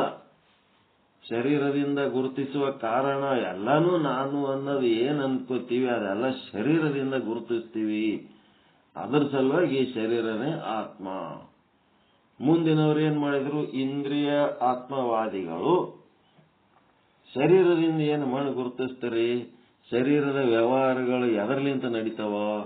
ಇಂದ್ರಿಯಗಳಲ್ಲಿಂತ ಶರೀರದ ವ್ಯವಹಾರಗಳು ನಡೀತಾವ. ಇಂದ್ರಿಯಗಳೇ ಇಲ್ಲ ಅಂತಂದ್ರೆ ಬರೀ ಶರೀರ ಇದ್ರೆ ಎದಕ್ಕೆ ಬರ್ತದ? ಹಿಂಗಾಗಿ ಇಂದ್ರಿಯಗಳೇ ಆತ್ಮ, ಬರೇ ಶರೀರ ಅಷ್ಟೇ ಆತ್ಮ ಅಲ್ಲ ಅಂತಂದ್ರು. ಏನ್ ಮಾಡ್ಬೇಕೀಗ? ಮತ್ತ ಇಂದ್ರಿಯಗಳೇ ಆತ್ಮ ಇದ್ರ ಓಸು ಇಂದ್ರಿಯಗಳ ಗುದ್ದಾಡಿ ನಾನು ಶ್ರೇಷ್ಠ ನಾನು ಶ್ರೇಷ್ಠ ಅಂತೇಳಿ ಬ್ರಹ್ಮನ ಬಳಿ ಹೋದಾಗ ಬ್ರಹ್ಮ ಏನ್ ಮಾಡಿದ್ನಂತ, ಒಂದೊಂದು ಇಂದ್ರಿಯ ಒಂದೊಂದು ದಿನ ಹೊರಗೆ ಅಡ್ಡಾಡಿ ಬರ್ರಿ ಶರೀರ ಬಿಟ್ಟು, ನೀವು ಹೊಳ್ಳಿ ಬರೋದ್ರಾಗೆ ಆ ಶರೀರಕ್ಕೆ ಏನಾರ ವ್ಯತ್ಯಾಸ ಆಗಿತ್ತು ಅಂತಂದ್ರೆ ಅವಾಗ ನೀವೇ ಆತ್ಮ ಅಂತ ತಿಳ್ಕೋರಿ ಅಂತಂದ್ರೆ, ಅವು ಏಸ್ ಇಂದ್ರಿಯಗಳದಾವ ಎಲ್ಲಾ ಇಂದ್ರಿಯಗಳು ಒಂದೊಂದು ದಿನ ಹೊರಗೆ ಅಡ್ಡಾಡಿ ಬಂದ್ರು ಶರೀರಕ್ಕೆ ಏನು ಫರಕ್ ಆಗಿದ್ದಿಲ್ಲ. ಅದು ಹೆಂಗಿರ್ಬೇಕು ಹಂಗೆ ಇತ್ತು. ಹಿಂಗಾಗಿ ಇಂದ್ರಿಯಗಳು ಇಲ್ಲ ಅಂದ್ರೂ ಆತ್ಮ ಅಂದ್ರೆ ಶರೀರ ಬದುಕಿರ್ತದ ಅಂತ ಅಂದ್ಮೇಲೆ ಇಂದ್ರಿಯಗಳೇ ಆತ್ಮ ಅಲ್ಲ. ಪ್ರಾಣ ಹೋಯ್ತು ಅಂದ್ರೆ ಶರೀರ ಏನ್ ಮಾಡ್ತದ? ಅಮಂಗಲ ಆಗ್ತದ, ಬಿದ್ದು ಬಿಡ್ತದ, ಸತ್ತು ಹೋಗ್ತದ, ಮರಣ ಅಧೀನ ಅದದು. ಆ ಜೀವನ ಮರಣ ಪ್ರಾಣದ ಅಧೀನ ಅದ. ಹೀಗಾಗಿ ಆ ಪ್ರಾಣವೇ ಆತ್ಮ ಅಂತೇಳಿ ಹಿರಣ್ಯ ಗರ್ಭೋಪಾಸಕರು ಹೇಳ್ತಾರೆ. ಮುಂದ ಪ್ರಾಣವೇ ಆತ್ಮ ಅಂತ ಅಂದ್ಮೇಲೆ ಪ್ರಾಣ ಅದ್ಯಾಂಗ ಆತ್ಮ ಆಗ್ತದ? ಪ್ರಾಣ ಆತ್ಮ ಅಲ್ಲ. ಇಂದ್ರಿಯಗಳಿಲ್ಲ ಅಂದ್ರೂ ಪ್ರಾಣ ಬೇಕು, ಪ್ರಾಣ ಇದ್ರೆ ಬದುಕ್ತದ ಅಂತೇಳಿ ಪ್ರಾಣವೇ ಆತ್ಮ ಅಂತ ಹೇಳಿದ್ಮೇಲೆ ಮುಂದ ಮನವೇ ಆತ್ಮ ಅನ್ನೋರು ಏನ್ ಮಾಡ್ತಾರ? ಈ ಪ್ರಾಣವೇ ಆತ್ಮ ಅನ್ನೋದನ್ನ ಹೆಂಗ ಅವ್ರು ಖಂಡಿಸ್ತಾರ ಅನ್ನೋದು, ಪ್ರಾಣಕ್ಕಿಂತಲೂ ಒಳಗಿರುವ ಮನಸ್ಸಿಗೆ ಆತ್ಮತತ್ವವನ್ನು ಹೇಳುವ ಉಪಾಸಕರ ಮತವನ್ನ ಪ್ರಾಣಾತ್ಮವಾದಿಗಳ ಮತದಲ್ಲಿ ದೋಷ ದರ್ಶನ ಪೂರ್ವಕವಾಗಿದೆ. ಪ್ರಾಣವೇ ಆತ್ಮ ಅನ್ನಲ್ಲಿ ಏನು ದೋಷ ಆದ?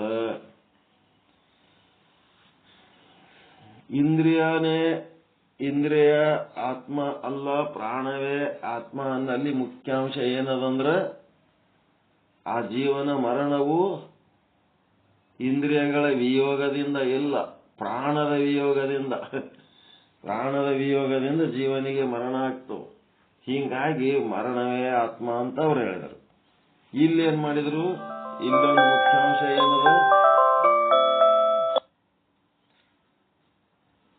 ಪ್ರಾಣವೇ ಆತ್ಮ ಅಲ್ಲ, ಮನಸ್ಸೇ ಆತ್ಮ, ಅದರ ಒಳಗ ಪ್ರಾಣದ ಒಳಗ ಮನಸ್ಸೇನದಲ್ಲ ಅದು ಆತ್ಮ ಅಂತ ಹೇಳಿದ್ರು. ಇವರೆಲ್ಲ ಅನಾತ್ಮವಾದಿಗಳು, ನಾಸ್ತಿಕರು. ಇವರಿಗೆ ಆತ್ಮತತ್ವದ ಅನುಭವ ಇಲ್ಲದವರಿವರು. ಮತ್ತ ಬೇಕೂ ಆಗಿಲ್ಲ ಇವರಿಗೆ, ಅದೇ ಆತ್ಮ ಅಂತೇಳಿ ವಾದಿಸೋದ್ ಕುಂತವ್ರು. ಅದಕ್ಕೆ ನಾಸ್ತಿಕರಂತಾರ. ಉಪಾಸನಾ ಪರರಾದ ಜನರು ಪ್ರಾಣಕ್ಕೆ ಭೋಕ್ತೃವಿಲ್ಲದಿರುವಾಗ ಮನಸ್ಸಿಗೆ ಭೋಕ್ತೃತ್ವ ಇರುವುದರಿಂದ ಮನಸ್ಸೇ ಆತ್ಮವೆಂದು ಯುಕ್ತಿಪೂರ್ವಕವಾಗಿ ಹೇಳುತ್ತಾರೆ. ಈ ವಿಷಯ ಭೋಗ ಪ್ರಾಣಕ್ಕಿಲ್ಲ. ಶಬ್ದ, ಸ್ಪರ್ಶ, ರೂಪ, ರಸ, ಗಂಧ ಇವೆಲ್ಲ ಅನುಭವಿಸೋದು ಯಾವುದು? ಮನಸ್ಸು. ಭೋಕ್ತೃತ್ವ ಇಲ್ಲ ಅದಕ್ಕೆ, ಪ್ರಾಣಕ್ಕ. ಜೀವಂತಿರೋದು ಅಷ್ಟೇ ಅದರ ಕೆಲಸ, ಆದ್ರ ಭೋಕ್ತೃತ್ವ ಮನಸ್ಸಿಗೆ ಅದ. ಹೀಗಾಗಿ ಪ್ರಾಣಕ್ಕ ಮನಸ್ಸಿಗೆ ವ್ಯತ್ಯಾಸ ಏನದ ಅಂತಂದ್ರ, ಏನ್ ಬೇಕಾದ್ರೂ ತಿಂದು ಆಹಾರ, ನಿದ್ರೆ, ಭಯ, ಮೈಥುನ, ಇದು ಏನದ ಇಲ್ಲಿ ಪ್ರಾಣಿ ಧರ್ಮ. ಅದು ಎಂತ ಆಹಾರರೇ ತಿನ್ಲಿ. ನಿನ್ನೊಂದು ಹಾಕಿದ್ರು ವಿಡಿಯೋ, ಕಲ್ಲ, ಮಣ್ಣ, ಇಟ್ಟಂಗಿ, ಗಾಜು ಏನ್ ಬೇಕಾದ್ರೆ ತಿಂದು ಬದುಕ್ತಾನ, ಅವನ ಹೊಟ್ಟೆ ಏನ್ ಕೆಟ್ಟಿಲ್ಲ, ಅವನ್ ಹೆಂಗ್ ಬೇಕಂಗ ಅದನ, ಆರಾಮದನ, ನಮ್ಮಂಗೆ ಅದನ ಅಂತೇಳಿ ನಿನ್ನೊಂದು ಹಾಕಿ ಅವ ಇಟ್ಟಂಗಿ ತಿನ್ನೋದು ತೋರಿಸಿದ್ರು. ಏನ್ ಬೇಕಾದ್ರೆ ತಿಂದು ಬದುಕವು. ಇಂಥದೇ ತಿನ್ಬೇಕು ಅಂಥದೇ ತಿನ್ಬೇಕಂತೇನಿಲ್ಲ. 84 ಲಕ್ಷ ಜೀವರಾಶಿಗಳು ಹೆಂಗ್ ಬದುಕ್ತಾವ ಹಂಗೆ ಇವನು ತಿಂದು ಬದುಕ. 84 ಲಕ್ಷ ಜೀವರಾಶಿಗಳು ಹೆಂಗ್ ಸಂತಾನೋತ್ಪತ್ತಿ ಮಾಡ್ತಾವ ಹಂಗೆ ಇವನು ಸಂತಾನೋತ್ಪತ್ತಿ ಮಾಡ. 84 ಲಕ್ಷ ಜೀವರಾಶಿಗಳು ಎಲ್ಲಿ ಬೇಕಲ್ಲಿ ಹೆಂಗ್ ಮಕ್ಕೋತಾವ ಹಂಗೆ ಇವನು ಮಕ್ಕಳು. ಅದಕ್ಕೇನಂತಾರ ಪ್ರಾಣ. ಆದ್ರ ಅಕ್ಕಮಹಾದೇವಿ ಅಂತಾಳ, ಪ್ರಾಣ ಅಂದ್ರೆ ಎಲ್ಲಾದ್ರೊಳಗೂ ಪರಮಾತ್ಮ ಅದನ, ಎಲ್ಲದರಾಗೂ ಪರಮಾತ್ಮ ಅದನ ಅಂತೇಳಿ ಅನ್ಕೊಂಡು ಶುನಿ ಶೂಕರಗಳೊಂದಿಗೆ ಒಂದೇ ತಟ್ಟೆಯಲ್ಲಿ ಉಣ್ಣಬಹುದೇ ಅಂತ ಕೇಳ್ತಾಳೆ. ಹಂದಿ ನಾಯಿ ಕರ್ಕೊಂಡು ಎಲ್ಲದರೊಳಗೂ ಅದೇ ಪರಮಾತ್ಮ ಅದನ ಅಂತೇಳಿ ಅವೆಲ್ಲಕ್ಕ ಕರ್ಕೊಂಡು ಒಂದೇ ತಟ್ಟೆ ಒಳಗೆ ಉಳ್ಳಕ್ ಆಗ್ತದೇನು? ಸದ್ಭಾವ, ಸುಜ್ಞಾನ, ಸತ್ಕ್ರಿಯೆ ಅಂತೇಳಿ ಇವೆಲ್ಲ ಎದಕ್ಕದಾವ? ಮನುಷ್ಯನಿಗದಾವ. ಸಂಬಂಧಗಳಲ್ಲಿ ಒಂದು ಕ್ರಮ, ಸಂಪತ್ತು ಸಾಧನೆ, ಸಂಪತ್ತನ್ನ ಸಂಪಾದನೆ ಮಾಡುವುದರೊಳಗೊಂದು ಕ್ರಮ, ಅದನ್ನು ಭೋಗಿಸುವುದರಲ್ಲಿ ಒಂದು ಕ್ರಮ, ಖರ್ಚು ಮಾಡೋದರಲ್ಲಿ ಒಂದು ಕ್ರಮ, ಎಲ್ಲಾನು ಒಂದು ಪದ್ಧತಿ ಅಂತ ಏನದ ಮನುಷ್ಯರಿಗೆ. ಆ ಒಂದು ಸಿಸ್ಟಮ್ ಏನದಲ್ಲ, ಆ ಸಿಸ್ಟಮ್ ಏನದ ಇತರ ಪ್ರಾಣಿಗಳಿಗಿಂತ ಭಿನ್ನವಾದದ್ದು. ಅದನ್ನೇ ಭೋಕ್ತೃತ್ವ ಅಂತ ಒಂದು ಪದ್ಧತಿ ಅದು. ಈಗ ಪ್ರಾಣಕ್ಕ ನೋಡ್ರಿ,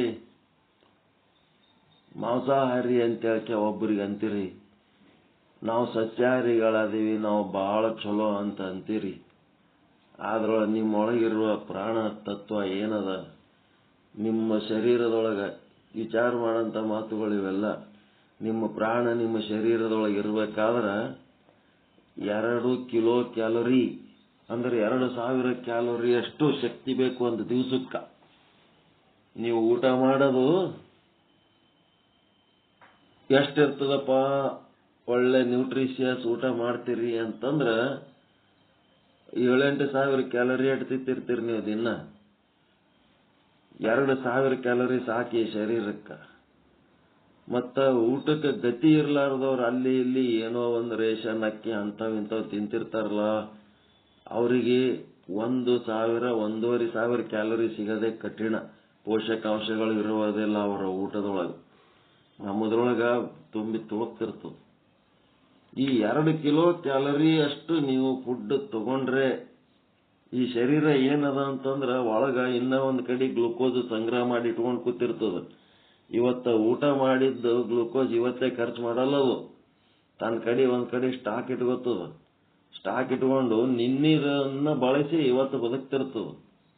ಅಕಸ್ಮಾತ್ ನೀವ್ ಇವತ್ತು ಊಟ ಮಾಡ್ಲಿಲ್ಲ ಅಂತಂದ್ರ ಏನೂ ಆಗಲ್ಲ. ಯಾಕಂದ್ರ ಇವತ್ತ ಉಂಡದ ಗ್ಲೂಕೋಸ್ ಇನ್ನ ಅದು ಸ್ಟಾಕ್ ಇಟ್ಕೊಂಡ್ ಕೂತಿರ್ತದ, ಅದನ್ನ ಬಳಸಿ ಅದು ಬದುಕ್ತದ. ಪ್ರಾಣದ ವ್ಯವಸ್ಥೆ ಅದ ಇಲ್ಲಿ ಹೆಂಗಿರ್ಬೇಕಂತ. ಒಂದು ವೇಳೆ ನೀವು ಒಂದು ವಾರ ಊಟ ಮಾಡೋದ್ ಬಿಟ್ರಿ ಅನ್ಕೊಡ್ರಿ, ನೀವು ಚಂದ ದಷ್ಟಪುಷ್ಟವಾಗಿ ಉಂಡು ತಿಂದು ಇದ್ರಿ ಅಂದ್ರೆ ಹೆಂಗಿರ್ತೀರಿ? ಗುಂಡಕ್ಕಿರ್ತೀರಿಲ್ಲ, ಚಂದ ಲಕ್ಷಣವಾಗಿರ್ತಿರಿಲ್ಲ. ಒಂದು ವಾರ ಊಟ ಬಿಟ್ರಿ ಅಂತಂದ್ರ ಆಯುರ್ವೇದಿಕ್ ಡಾಕ್ಟರ್ ಬಲ್ಲಿ ಹೋದ್ರೆ ಅಂದ್ರೆ ಉಣಬೇಡ್ರಿ ಅಂತೇಳಿ ಊಟ ಬಿಡಿಸ್ಬಿಡ್ತಾನ ನಾವು. ಊಟ ಲಂಘನಂ ಪರಮೌಷಧ. ಊಟ ಬಿಟ್ರಿ ಅಂತಂದ್ರೆ ಏನಾಗ್ತೀರಿ? ಎದರ ಮೂಲಕ ನೀವು ಗುಂಡು ಕಾಣ್ತಿದ್ದೀರಿ, ಯಾವ್ದಕ್ ಕಳ್ಕೊಂಡ್ರಿ ಅನ್ನೋದಕ್ಕೆ ನಿಮ್ಮದು ಆಕಾರ ಚೇಂಜ್ ಆಗ್ಯದ.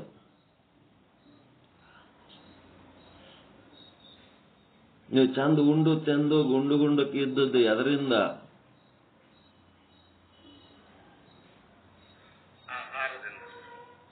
ಆಹಾರ ಉಂಡಿರಿ. ಆಹಾರ ಉಂಡ ಮೇಲೆ ನಿಮ್ ಶರೀರದಾಗ ಏನಾಗ್ಯದ? ಮಾಂಸ ಆಗ್ಯದ. ಮಾಂಸ ಶರೀರದಾಗ ಮಾಂಸ ತಯಾರಾಗ್ಯದ. ಆಹಾರ ಹೋಗಿ ನಿಮ್ ಶರೀರದಾಗ ಮಾಂಸ ತಯಾರಾಗ್ಯದ. ಈಗ ಮಾಂಸ ತಯಾರಾಗ್ಯದ ಅಂತಂದ್ಮೇಲೆ ಶರೀರ ಏನ್ ಮಾಡ್ತದ? ತನಗ ಯಾವಾಗ ಅನುಕೂಲ ಅದ ಅವಾಗ ಮಾಂಸ ತಯಾರು ಮಾಡಿ ಅದು ಸ್ಟಾಕ್ ಇಟ್ಕೊತದ. ಸ್ಟಾಕ್ ಇಟ್ಕೊಂಡ್ಮೇಲೆ ಮುಂದೇನ್ ಮಾಡ್ತದ? ಯಾವಾಗ ನಿಮಗ ಉಪವಾಸ ಮಾಡಿದ್ರಿ, ಊಟ ಸಿಗ್ಲಾರ್ದಾಗ, ಏನೋ ಒಂದ್ ಸಮಸ್ಯೆ ಆದಾಗ ಆ ಶರೀರ ಏನ್ ಮಾಡ್ತದ?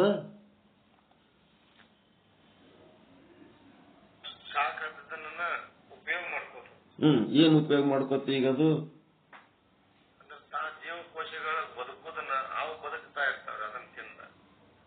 ಮಾಂಸ ತಿಂತಿಲ್ಲ ಒಳಗಿಂದ. ನಿಮ್ ಒಳಗಿಂದ ಜೀವ ಮಾಂಸ ತಿಂತಿಲ್ಲ, ನಿಮ್ಮ ಮಾಂಸ ತಯಾರು ಮಾಡ್ಕೊತು, ತನ್ನ ಮಾಂಸ ತಾನೇ ತಿಂತು. ಈಗ ನಿಮ್ ಒಳಗಿನ ಜೀವ ಹೆಂಗದನವ? ಸಸ್ಯಾಹಾರಿಯನ ಮಾಂಸಾಹಾರಿ ಅದನೀಗ? ಈಗ ನೋಡ್ರಿ ಹೆಂಗದ ಹತ್ತದ ಬ್ಯಾನಿ. ಒಳಗಿನ ಮಾಂಸಾಹಾರಿ ಆದ ಇಲ್ಲ? ಹೊರಗಿನ ಮಾಂಸ ತಿಂದಿಲ್ಲ, ಒಳಗಿನ ಮಾಂಸ ಅಂತ ತಿತ್ತನ ಇಲ್ಲ? ಅದೇ ಅದಕ್ಕ ಸಸ್ಯಾಹಾರ ಮಾಂಸಾಹಾರದ ಬಗ್ಗೆ ಬಹಳ ತಲೆ ಕೆಡಿಸ್ಕೋಬೇಡ್ರಿ ಅಂತ. ಮಾಂಸಾಹಾರಿನೇ ಅದ ಈ ಜೀವ. ಅದಕ್ಕೆ ಪ್ರಾಣ ಏನದ, ಅದಕ್ಕೆ ಸಸ್ಯ ಸಿಕ್ಕರು ತಿಂದು ಬದುಕ್ತದ, ಮಾಂಸ ಸಿಕ್ಕರು ತಿಂದು ಬದುಕ್ತದ. ಪ್ರಾಣಮಯ ಕೋಶದ ಗುಣ ಅದಕ್ಕ ಕೆಪಾಸಿಟಿ ಅದ. ಯಾರದು ರೂಢಿ ಮಾಡ್ಕೊಂಡಾರ? ಒಂದಿಷ್ಟು ಸಸ್ಯ ವರ್ಗದೊಳಗನ್ರಿ ನಮಗ ವಿಜ್ಞಾನದೊಳಗ ತಿಳಿಸ್ಕೊಟ್ಟಾಗ್ರಿ, ಈ ಪ್ರಾಣಿಗಳನ್ನ ನುಗ್ಗಿಬಿಡುವಂತ ಗಿಡಗಳನ್ನ, ಸಸ್ಯಗಳದಾಗೆ ಮಾಂಸಾಹಾರಿ ಸಸ್ಯಗಳಂತದಾವ. ಪ್ರಾಣಿಗಳ ಗಿಡ ಕ್ರಿಮಿಕೀಟಗಳನ್ನ ಹಿಡಿದು ನುಂಗ್ಬಿಡ್ತದ. ಅಂತವನು ಅದಾವ ಮಾಂಸಾಹಾರಿ ಸಸ್ಯಗಳು. ಪ್ರಕೃತಿ ಒಳಗ ಅನಿರ್ವಚನೀಯ ಇದು, ಹಿಂಗೆ ಅಂತ ಇಲ್ಲ. ಮತ್ತಿನ್ನ ಏನ್ ಮಾಡ್ತದ? ಈಗ ನಿಮ್ ಮನ್ಯಾಗ ನೀರು ಮುನ್ಸಿಪಾಲಿಟಿ ನಳ ಬಿಡೋದು ಬಂದಾಯ್ತು, ಒಂದ್ 3 ದಿನ ನೀರ್ ಬಿಡಲ್ಲ ಅಂದ್ರೆ ಹೆಂಗೋ ಸ್ಟಾಕ್ ಮಾಡ್ಕೊತೀರಿ. 3 ದಿನ ಬಿಟ್ಟು 6 ದಿನ ಬರ್ಲಿಲ್ಲ ಅಂತಂದ್ರ ಬುಲ್ ಟೈಟ್ ಆಗ್ತದ. ಇನ್ನ ಬರ್ಲಿಲ್ಲ ಅಂತಂದ್ರೆ ಏನ್ ಮಾಡ್ತೀರಿ? ಅವಾಗ ಏನ್ ಇದ್ದ ನೀರು ಕಾಸ್ಕೊಂಡ್ ಸೋಸ್ಕೊಂಡ್ ಕುಡಿಲಕ್ ಹಚ್ಚಿ ಬಿಡ್ತಿರ್ತಾರೆ ಅಲ್ಲ. ಮೊದಲ್ ನೋಡಿದ್ರೆ ಭಾರಿ ಶೀಲ ಮಾಡ್ತಿರ್ತೀರಿ, ನೀರು ಸಫಿಸಿಯೆಂಟ್ ಇದ್ದಾಗ ಶೀಲ ಮಾಡ್ತೀರಿ. ಕಾಲ ಮಾರಿ ತೊಳ್ಕೊಳ್ಳೋ ಬೇರೆ, ಜಳಕ ಮಾಡೋ ಬೇರೆ, ಅಡಿಗೆ ಬೇರೆ, ಪೂಜೆ ಬೇರೆ, ಅದು ಬೇರೆ ಇದು ಬೇರೆ ಮಾಡಿ ಇಟ್ಕೊಂಡು ಕೂತಿರ್ತೀರಿ. ಯಾವಾಗ ನೀರೇ ಸಿಗಲ್ಲ ಅಂತಂದ್ಮೇಲೆ ಎಲ್ಲಿ ಮನ್ಯಾಗ ಔಸ್ನಾಗವೋ ಎಲ್ಲಾವೋ ಯಾವ ಸಿಕ್ಕ ನೀರು ತಗೊಂಡು ನೀವು ಅದಕ್ಕೆ ಸಂಸ್ಕಾರ ಕೊಟ್ಟು ಅದನ್ನು ಬಳಸ್ಕೊಂಡು ಬದುಕ್ತೀರಾ ಇಲ್ಲ? ಮನೆಯೊಳಗ ಅದು ಇಲ್ಲ ಇದು ಇಲ್ಲ ಅಂತ ಹೇಳಕ್ಕೆ ಏನೇನೋ ಕೊರತೆಗಳಾದಾಗ ಮತ್ತೀಗ ಏನೋ ಇದ್ದದ್ದು ತಿಂದು ಬದುಕ್ತೀರ ಇಲ್ಲ? ಅದಕ್ಕೆ ಏನಾಗ್ತದ, ನೀವು ಆಹಾರ ನೀರು ಸೇವನೆ ಮಾಡೋದು ಬಿಟ್ರಿ ಅಂತಂದ್ರೆ ದೊಡ್ಡ ಕರುಳಿನೊಳಗ ಮಲ ಸಂಗ್ರಹ ಆಗ್ತದ, ಮೂತ್ರಕೋಶದೊಳಗ ಮೂತ್ರ ಸಂಗ್ರಹ ಆಗ್ತದ. ಯಾವಾಗ? ಆಹಾರ ನೀರು ನೀವು ಸೇವನೆ ಮಾಡುವಾಗ. ನೀವು ಯಾವಾಗ ಆಹಾರ ನೀರು ಸೇವನೆ ಮಾಡೋದು ಬಂದ್ ಮಾಡಿದ್ರಿ ಅಂತಂದ್ರ ಆ ಶರೀರಕ್ಕೆ 2 ಕಿಲೋ ಕ್ಯಾಲೋರಿ 2000 ಕ್ಯಾಲೋರಿ ಬೇಕು. ಅದು ಏನ್ ಮಾಡ್ತದ? ನೀರೆಲ್ಲಿ ತಗೋತದ ಅದು ಮತ್ತೆ ವಾಪಸ್?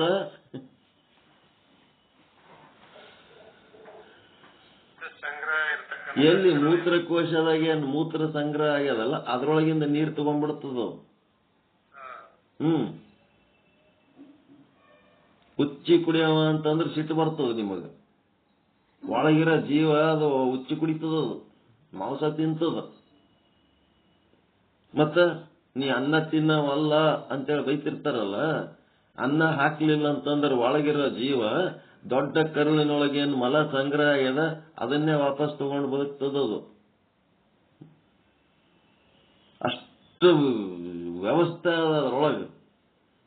ಅನುಕೂಲ ಇದ್ದಾಗ ಎಲ್ಲ ಪ್ರಸಾದ ಬೇರೆ, ಮಲಮೂತ್ರ ಬೇರೆ. ಯಾವಾಗ ಅನಾನುಕೂಲ ಆಯ್ತು, ಮೂತ್ರನೇ ತೀರ್ಥ ಆಗ್ತದ, ಮಲನೇ ಪ್ರಸಾದ ಆಗ್ತದ ಒಳ್ಳೆ ಮತ್ತ. ಪ್ರಾಣದ ತತ್ವ, ಪ್ರಾಣಮಯ ಕೋಶ ಹಿಂಗ ಆದ ಅಂತ ಹೇಳಕತ್ತೀನಿ ನಾನು. ಒಳಗಿರುವ ಪ್ರಾಣ ಹಂಗೇ ಇರ್ಬೇಕತ್ತ, ಅದಕ್ಕೇನು ಕ್ರಮ ಇಲ್ಲ. ಸಂತಾನೋತ್ಪತ್ತಿ ಮಾಡೋದಕ್ಕೆ ಮನುಷ್ಯರ ಪದ್ಧತಿಗಳು ಇಟ್ಕೊಂಡಾರ, ಹಿಂಗಿರ್ಬೇಕು ಹಂಗಿರ್ಬೇಕು ಕಾಕ ಮಾಮ ಅಂತ ಹೇಳಕ್ಕೆ. ಅದ್ರಾಗ ವಿರುದ್ಧ ಅದಾವಿಲ್ಲ.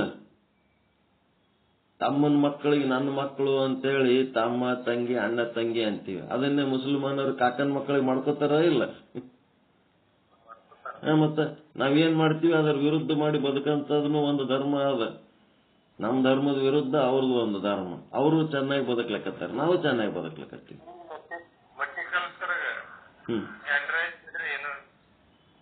ಏನಾಯ್ತ್ರಿ?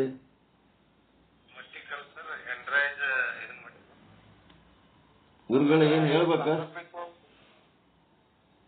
ಸಾಂದರ್ಭಿಕವಾಗಿ ಅದು ಹಂದಿ ಏನ್ ಮಾಡಕತ್ತಿದ್ರಪ್ಪ, ಅದು ತನ್ನ ಮರಿಗಳಿಗೆ ತಗೊಂಡು ಊಟ ಮಾಡಕತ್ತಿದ್ರಿ. ಅವಾಗ ಅಲ್ಲಿ ಒಬ್ಬವ ಬಂದ್ರವ, ಅದು ಹಂದಿ ಹಿಕ್ಕಿ ಆಯ್ತು ಬಂದಿತ್ತಂದ್ರೆ ಅಲ್ಲಿ ಅದು ಮರಿ ಏನ್ ಕೇಳ್ತ್ರಿ, ಅವ್ವ ಅವ್ವ ಅವ ಯಾರು ಅಂತ ಕೇಳ್ತ್ರಿ. ಅವ್ರು ಬಂದ್ರ ಅದ್ರನ ಹಿಂಗ ಮತ್ತ ಹೇಳ್ತಾವ. ಅದು ಮತ್ತ ಮರಿ ಏನ್ ಕೇಳ್ತ್ರಿ, ಅವ ಏನ್ ಮಾಡ್ಲಾಗತ್ತಾನ ಅಂತ ಕೇಳ್ತಾರ. ನಮ್ ಊಟ ಮಾಡ್ತೀಯಲ್ಲ, ಊಟ ಮಾಡೋ ಟೈಮ್ದಾಗ ಮಾತಾಡಬಾರ್ದು ಅಂತ ಕೊಡ್ತಾರ.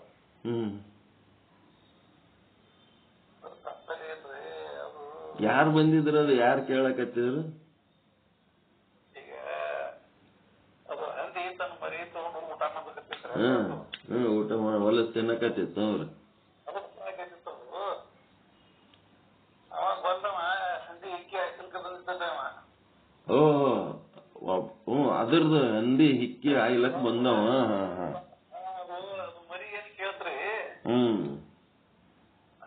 ಅವ ಯಾರು ಏನ್ ಮಾಡ್ಲಾಗ್ತಾನ ಅಂತ ಕೇಳ್ತ್ರಿ. ಅದು ಬಂದವದನ ಹಂದಿ ನಮ್ದು ಹಿಕ್ಕಿ ಹಾಕಲ್ಕ ಬಂದನ ಅಂತ ಹೇಳ್ತ್ರಿ.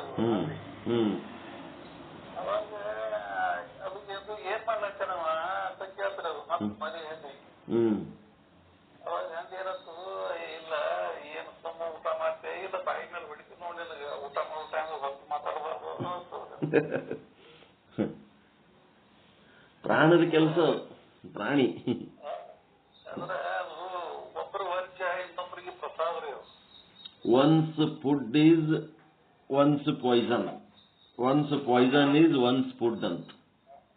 ಒಬ್ಬರ ಹಂದಿಗಳಿಗೆ ಆಹಾರ ರೀ, ಅವುಗಳ ವರ್ಷ ನಮ್ಗೆ ಆಹಾರ ರೀ.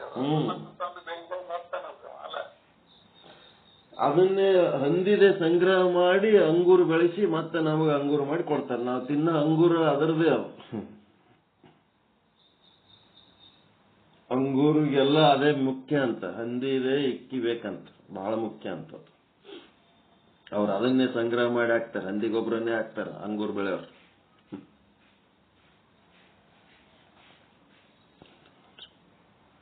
ಅದಕ್ಕೆ ಪ್ರಾಣ ಅನ್ನೋದು ಏನಂತಂದ್ರ ಅದಕ್ಕೇನು ಕ್ರಮ ಇಲ್ಲ, ಒಟ್ಟ ಭೋಗದೊಳಗೆ ಒಂದು ಕ್ರಮ ಇಲ್ಲ, ಒಟ್ಟ ಬದುಕ್ಬೇಕಷ್ಟೇ. ಅದು ಏನ್ ತಿಂತದ, ಏನ್ ಉಡ್ತದ, ಏನ್ ಮಾಡ್ತದ.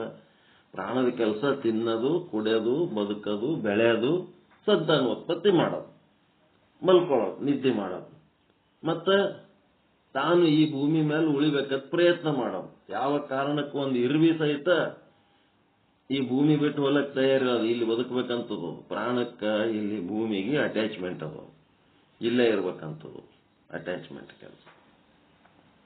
ಅದಕ್ಕಿದು ಪ್ರಾಣನೇ ಆತ್ಮ ಅಂತ ಅಂದ್ರು. ಇದು ಪ್ರಾಣ ಆತ್ಮ ಅಲ್ಲ, ಅದಕ್ಕೆ ಮುಂದೆ ಮನಸ್ಸು ಆತ್ಮ ಅಂತ ಹೇಳಿದ್ರು. ಪ್ರಾಣ ಆತ್ಮ ಅಲ್ಲ ಯಾಕ, ಮನಸ್ಸು ಆತ್ಮ ಯಾಕ ಅನ್ನೋದು ಇಲ್ಲಿ ಮನಸ್ಸಿಗೆ ಭೋಕ್ತೃತ್ವ. ಶಬ್ದ ಸ್ಪರ್ಶ ರೂಪ ರಸಗಂಧ ಅಂತಂದ್ರ ಶಬ್ದದೊಳಗೆ ಎಷ್ಟು ರೀತಿ ಶಬ್ದಗಳದವ, ರೂಪದಾಗ ಎಷ್ಟು ರೀತಿ ರೂಪಗಳದವ, ರಸಗಳಲ್ಲಿ ಎಷ್ಟು ರೀತಿ ರಸಗಳದವ, ಎಲ್ಲ ಭಿನ್ನ ಭಿನ್ನ ಭಿನ್ನ ಮಾಡಿ ಶಬ್ದದೊಳಗ ಕರ್ಕಶ ಶಬ್ದ, ದೊಡ್ಡ ಶಬ್ದ, ಇಂಪಾದ ಶಬ್ದ, ಸಣ್ಣ ಶಬ್ದ, ಏನೇನದವ ನಾನಾ ರೀತಿ ಶಬ್ದಗಳು. ಶಬ್ದ ಲೋಕದ ಬಗ್ಗೆ ಹೇಳೋದೇ ಬೇಕಾಗಿಲ್ಲ. ಸದಾ ಕಾಲ ಕಿವಿ ಒಳಗೆ ಇಟ್ಕೊಂಡು ಕೇಳ್ಕೊತ ಇರ್ತೀರಿ, ಟಿವಿಯಾಗ ಕೇಳ್ತೀರಿ, ರೇಡಿಯೋದಾಗ ಕೇಳ್ತೀರಿ, ಸುತ್ತಮುತ್ತ ಅವ್ರ ಸ್ವಲ್ಪ ಕುಂತು ಬಂದೆ ಮಾತಾಡೋದು ಕೇಳ್ತೀರಿ, ಹಾಡೋದು ಕೇಳ್ತೀರಿ. ಸ್ಪರ್ಶದೊಳಗ 4 ಮೆತ್ತಗ ಬಿರುಸ, ಬಿಸಿ ತಂಪ. ನಾಲಿಗೆ ರುಚಿ ಒಳಗ ಒಂದ್ 5-6 ಬರ್ತಾವ, ಸಿಹಿ, ಹುಳಿ, ಖಾರ, ಒಗರು, ಉಪ್ಪ, ಕೈ ಎಲ್ಲ ಬರ್ತಾವ. ಮತ್ತೇನದ ರೂಪದೊಳಗ ದೊಡ್ಡದು ಸಣ್ಣದು ನಾನಾ ರೀತಿ ಆಕಾರಗಳು ಬಣ್ಣಗಳು ಎಲ್ಲ ರೂಪದಾಗ ಕಣ್ಣಿನ ಕೆಲಸದೊಳಗ. ಗಂಧ ಮೂಗಿನ ವಾಸನೆ ಒಳಗನು ನಾನಾ ರೀತಿ ಸುಗಂಧಗಳು, ನಾನಾ ರೀತಿ ದುರ್ಗಂಧಗಳು. ದೊಡ್ಡ ಪಟ್ಟಿ ಅದ, ಲೀಸ್ಟ್. ಏನು ಶಾಸ್ತ್ರದಾಗ ಎಲ್ಲ ಲೀಸ್ಟ್ 64 ಶೀಲ. ಸುಮ್ಮಿಂಗ್ ಅದು ಹಿಡಿದ್ರಿ ಎಷ್ಟು ದಿನ ಬೇಕೇನೆ ಅದು 64ಕ್ಕೆ ಹೋಗಿ ಮುಟ್ಲಕ್ಕ. ಹಂಗಿದು ಶಾಸ್ತ್ರ ಬಹಳ ದೊಡ್ಡದು ಶಾಸ್ತ್ರ. ಅದಕ್ಕೇನಂತಾರಂದ್ರ ಅದೇನೋ ಘೋರ ಅರಣ್ಯಂ ಅಂತೇಳಂತಾರ. ಶಾಸ್ತ್ರದೊಳಗೆ ಒಕ್ಕೊಂಡೇವಂದ್ರ ಒಂದು ಅರಣ್ಯದಾಗ ಒಕ್ಕೊಂಡಂಗಂತ. ಅದರಿಂದ ಹೊರಗೆ ಬರೋದು ಬಹಳ ಕಠಿಣ ಅಂತ. ಅದಕ್ಕಿಲ್ಲೇನಾಯ್ತು, ಪ್ರಾಣವೇ ಆತ್ಮ ಅಂದ್ರ ಪ್ರಾಣಕ್ಕ ಈ ರೀತಿಯಾದಂತ ಭೋಕ್ತೃತ್ವಗಳು ಇಲ್ಲ, ಸುಖ ದುಃಖಗಳು ಅನುಭವಿಸುವುದಿಲ್ಲ. ಅದಕ್ಕ ಕಸ ತಿಂದ್ರೂ ಸಂತೋಷನೇ, ರಸ ತಿಂದ್ರೂ ಸಂತೋಷನೇ. ಆದ್ರೆ ಮನಸ್ಸಿಗೆ ಹಂಗಿಲ್ಲ, ಕಸ ಬೇಕಾಗಿಲ್ಲ. ಅದಕ್ಕೆ ಅದರದೇ ಆದಂತ ರಸ ಇದ್ರೆ ಅದಕ್ಕೆ ಸಂತೋಷ. ಅದರದ್ದು ಏನು ಲೈಕಿಂಗ್ ಅದಾವ ಆ ಲೈಕಿಂಗೇ ಸಂತೋಷ. ಲೈಕಿಂಗ್ನೊಳಗ ನೋಡ್ರಿ,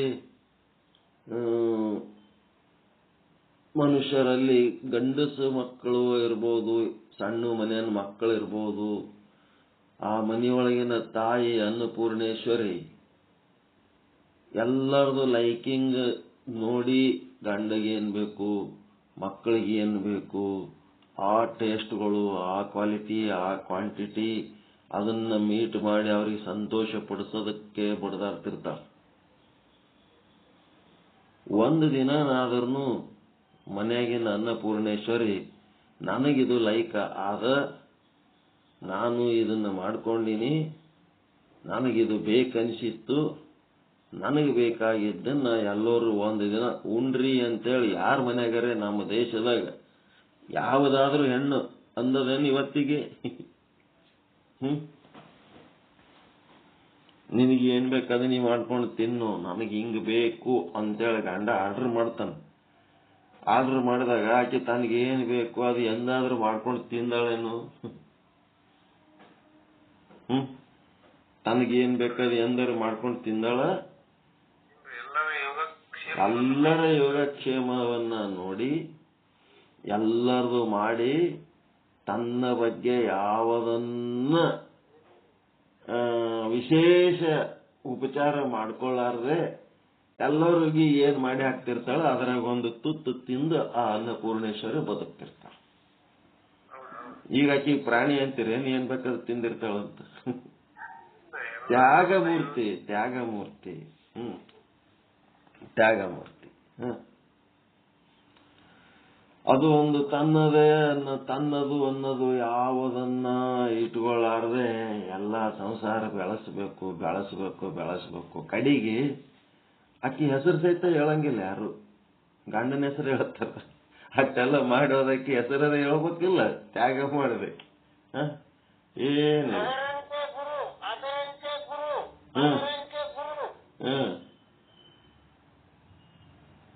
ಗುರುವಿಂದ ಹೇಳ್ರಿ ಮತ್ತೊಂದಿಷ್ಟು.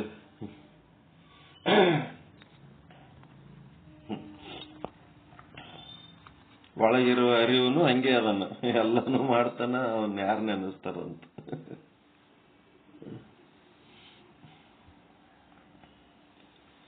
ಹೀಗಾಗಿ ಪ್ರಾಣಮಯ ಕೋಶದಿಂದ ಏನ್ ಮಾಡ್ತದ, ಮನಸ್ಸಿಗೆ ಬರಬೇಕಾದ್ರ ಇಲ್ಲಿ ಭೋಕ್ತೃತ್ವ ಅಂತ ಆದ ಮನಸ್ಸು ಸುಖ ದುಃಖ ಅನುಭವಿಸ್ತದ. ಪ್ರಾಣಕ್ಕೆ ಸುಖನೂ ಇಲ್ಲ ದುಃಖನೂ ಇಲ್ಲ, ಏನ್ ಸಿಕ್ಕದ್ದು ತಿಂದು ಬದುಕ್ತಿರ್ತದ ಅಷ್ಟೆ. ಇಲ್ಲಿ ಮನಸ್ಸೇ ಆತ್ಮವೆಂದು ಹೇಳಲು ಯುಕ್ತಿಯಿಂದ ಪ್ರತಿಪಾದಿಸುವ ಶ್ರುತಿಯ ವೇದವಾಕ್ಯಗಳು ಇವೇನಂತ, ಮನಸ್ಸು ಬಂಧ ಮತ್ತು ಮೋಕ್ಷಗಳಿಗೆ ಮನಸ್ಸೇ ಕಾರಣವಾಗಿದೆ. ಪ್ರಾಪಂಚಿಕ ವಿಷಯಗಳಲ್ಲಿ ಆಸಕ್ತವಾದ ಮನಸ್ಸು ಬಂಧನಕ್ಕೆ ಕಾರಣವಾಗುತ್ತದೆ. ಪ್ರಾಪಂಚಿಕ ವಿಷಯ ವಾಸನಾರಹಿತವಾದ ಮನಸ್ಸು ಮೋಕ್ಷಕ್ಕೆ ಕಾರಣವಾಗುತ್ತದೆ. ಮತ್ತು ಈ ಮನಸ್ಸಂಬಂಧದಿಂದಲೇ ಇಂದ್ರಿಯಗಳು ವಿಷಯ ಜ್ಞಾನಕ್ಕೆ ಹೇತುವಾಗಿರುತ್ತವೆ. ಮನಸ್ಸಿನ ಸಂಬಂಧ ಇರಲಿಲ್ಲ ಅಂದ್ರೆ ಇಂದ್ರಿಯಗಳ ಜ್ಞಾನವಾಗಲಾರದು. ಆದ್ದರಿಂದ ಸರ್ವ ವ್ಯವಹಾರಗಳಿಗೆ ಮನಸ್ಸೇ ಕಾರಣವಾಗಿದೆ ಮತ್ತು ಪ್ರಾಣ ಜಡವಾಗಿದೆ. ಘಟದಂತೆ ಅದು ಅನಾತ್ಮವಾಗಿದೆ. ಅದಕ್ಕೆ ಸ್ವಪ್ರಜ್ಞೆನೂ ಇಲ್ಲ ಪರಪ್ರಜ್ಞೆನೂ ಇಲ್ಲ. ಆ ಕಾರಣದಿಂದ ಪ್ರಾಣಕ್ಕಿಂತ ಒಳಗಿರುವ ಅನ್ಯವಾದ, ಪ್ರಾಣಕ್ಕಿಂತಲೂ ಅನ್ಯವಾದ ಮನೋಮಯ ಕೋಶ ಏನದಲ್ಲ ಅದೇ ಆತ್ಮ ಅನ್ನಂತ ವಿಚಾರ ಹೇಳಿದ್ರು. ಏನಾಗ್ತದ, ಇಂದ್ರಿಯಗಳ ವ್ಯವಹಾರ ಇಲ್ಲ ಅಂತಂದ್ರೆ ಈ ಶರೀರಕ್ಕೆ ಯಾವ ಬೆಲೆನೂ ಇಲ್ಲ. ಇಂದ್ರಿಯ ಇದ್ರೆ ಆತ್ಮ ಅಂತಂದ್ರು ಇಂದ್ರಿಯ ವ್ಯವಹಾರ ಆಗ್ಬೇಕಾದ್ರ ಮನಸ್ಸಿಲ್ಲ ಅಂದ್ರೆ ಇಂದ್ರಿಯ ವ್ಯವಹಾರ ಹೆಂಗ್ ಮಾಡ್ತವ? ಆ ಇಂದ್ರಿಯಗಳಿಗೂ ಭಿನ್ನವಾದ ಒಂದು ಚೈತನ್ಯ ಮನಸ್ಸಂತಾವ. ಆ ಮನಸ್ಸು ಪ್ರೇರಣೆ ಕೊಟ್ರೆ ಇಂದ್ರಿಯಗಳ ವ್ಯವಹಾರ ಮಾಡ್ತಾವ. ಆ ಇಂದ್ರಿಯಗಳ ವ್ಯವಹಾರದಲ್ಲಿ ಪ್ರಾಪ್ತವಾದ ಶಬ್ದಾದಿ ವಿಷಯಗಳಲ್ಲಿ ಅದೇನ್ ಮಾಡ್ತದ, ಭೋಕ್ತೃತ್ವ ಅದ. ಅದಕ್ಕ ಸುಖ ದುಃಖಾದಿಗಳ ಭೋಕ್ತೃತ್ವ ಅದ.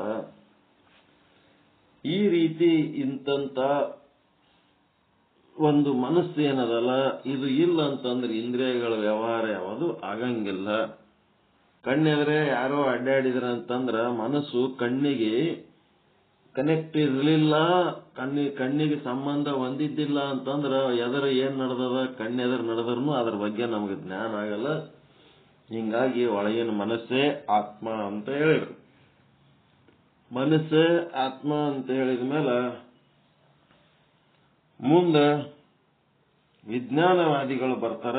ಕ್ಷಣಿಕ ವಿಜ್ಞಾನವಾದಿಗಳು ಅವ್ರೇನ್ ಮಾಡ್ತಾರ, ಮನಸ್ಸೇ ಆತ್ಮ ಅಲ್ಲೋ ಮಾರಾಯ, ವಿಜ್ಞಾನವೇ ಆತ್ಮ ಅಂತ ಹೇಳ್ತಾರ.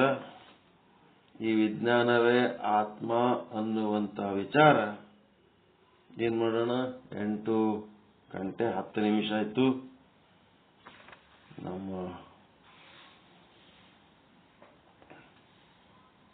ಅಕ್ಕಿ ಗುರುಗಳಿಗೊಂದಿಷ್ಟು ಅವಕಾಶ ಕೊಡ್ರಿ, ಅವರೊಂದಿಷ್ಟು ಏನಾರ ಹೇಳ್ತಾರೆ ನೋಡೋಣ.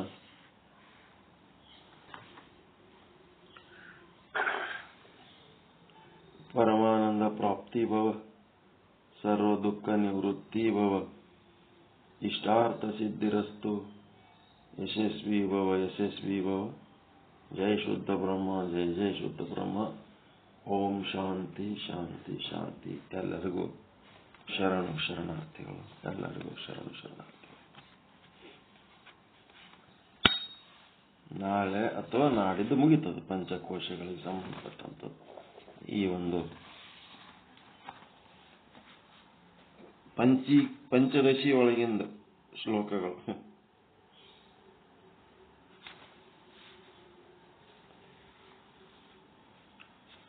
67ನೇ ಶ್ಲೋಕ ನೋಡ್ರಿ. ಮನವೇ ಆತ್ಮ ಅಂತೇಳಿ ಇವತ್ತು ಹೇಳಿದ್ದು 67ನೇ ಶ್ಲೋಕ. ನೀವು ಆ ಬುಕ್ನ ಕೇಳ್ತಿದ್ರಲ್ಲ, 67ನೇ ಶ್ಲೋಕ.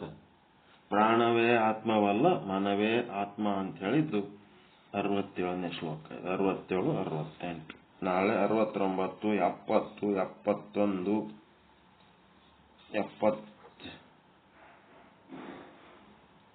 77, 78 ಇಷ್ಟೆಲ್ಲ ಬರ್ತಾವ. ಅದಕ್ಕೆ ಇದನ್ನ ಟಚ್ ಮಾಡಲಿಲ್ಲ ನಾನು. ಇದು ವಿಜ್ಞಾನಮಯ ಕೋಶವೇ ಆತ್ಮ ಅನ್ನೋದು ಸ್ವಲ್ಪ ಡೀಪ್ ಅದ, ಡೀಟೇಲ್ ಅದ.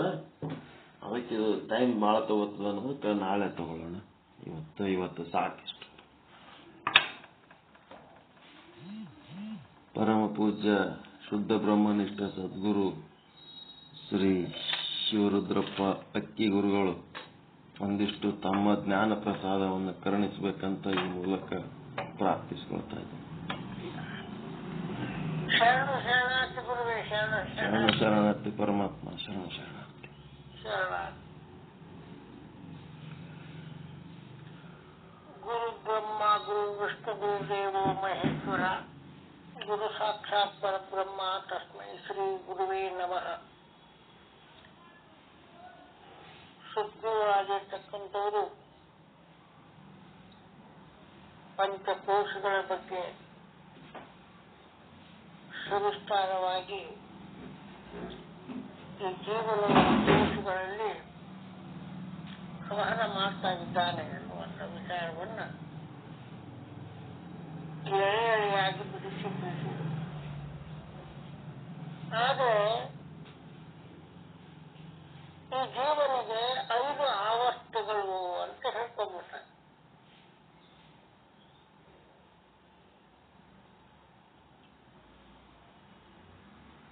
ಜನನ ಮೂರ್ಛೆ ಅವಸ್ಥೆ, ಜೀವನ ಜಾಗೃತಾವಸ್ಥೆ, ಸುಪ್ತಾವಸ್ಥೆ, ಸುಪ್ತಾವಸ್ಥೆಯಲ್ಲಿ ಸ್ವಪ್ನಾವಸ್ಥೆ, ಅದೇ ಸುಪ್ತಾವಸ್ಥೆಯಲ್ಲಿ ಸ್ವಪ್ನದಿಂದ ಮತ್ತೆ ಜಾಗ್ರಾವಸ್ಥೆ,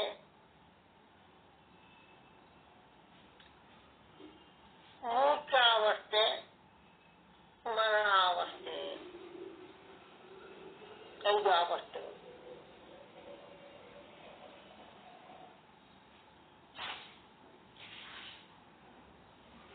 ಜನನ ಮೂರ್ಛಾವಸ್ಥೆಯಲ್ಲಿ ಪಿಂಡ ಬೆಳೆದು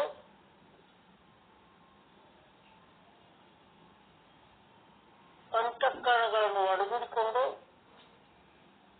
ಇಂದ್ರಿಯಗಳನ್ನು ಒಡೆದುಕೊಂಡು, ಪಂಚಪ್ರಾಣಗಳನ್ನು ಒಡೆದುಕೊಂಡು, ಹಂಸ ಕ್ರಿಯೆ ಆ ಮಗು ಇಲ್ಲದೆ ಆ ತಾಯಿ ತಗೊಂಡಿರ್ತಕ್ಕಂಥ ಆಕ್ಸಿಜನ್ ಅಟ್ಯಾಚ್ಮೆಂಟ್ ಇರುವುದರಿಂದ ತಾಯಿ ಮಗುವಿಗೂ ಅಲ್ಲಿ ಮೂರ್ಛಾವಸ್ಥೆಯಲ್ಲಿರ್ತಕ್ಕಂಥದ್ದು ಇರ್ತದೆ. ಈ ಅಂತಃಕರಣಗಳು ಮನಸ್ಸು, ಬುದ್ಧಿ, ಚಿತ್ತ, ಅಹಂಕಾರ, ಜ್ಞಾನ, ಜೀವ,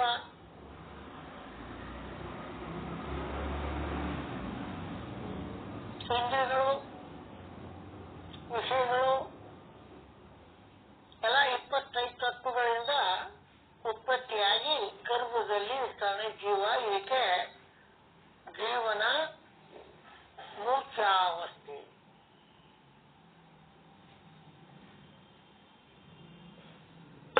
ಆಮೇಲೆ ಜಾಗೃತಾವಸ್ಥೆ, ಗರ್ಭದಿಂದ ಹೊರಗೆ ಬಂದ ಮೇಲೆ ಆ ಮೂರ್ಛಾವಸ್ಥೆಯಲ್ಲಿ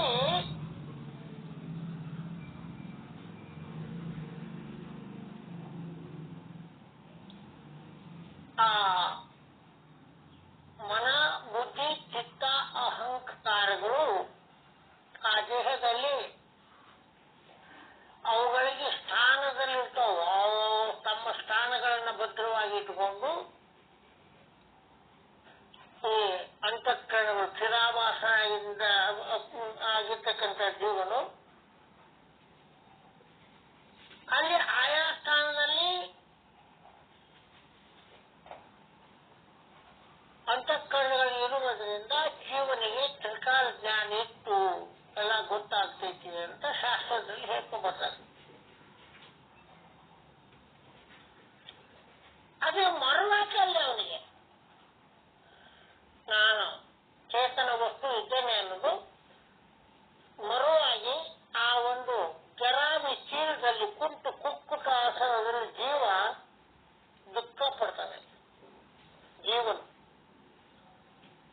ಅಂದ್ರೆ ಸೂಕ್ಷ್ಮ ಶರೀರದಿಂದ ಒಡ್ಕೊಂಡಿರ್ತಕ್ಕಂಥ ಅಂತಃಕರಣಗಳಿಗೆ ಒಡ್ಕೊಂಡ ಈ ಜೀವ ಆವಾಗ ತನ್ನನ್ನ ತಾನು ಮರೆತು ನಾನು ಅಖಂಡ ಚೇತನ ವಸ್ತು ಅದಿನೇ ಅನ್ನೋದನ್ನ ಮರೆತು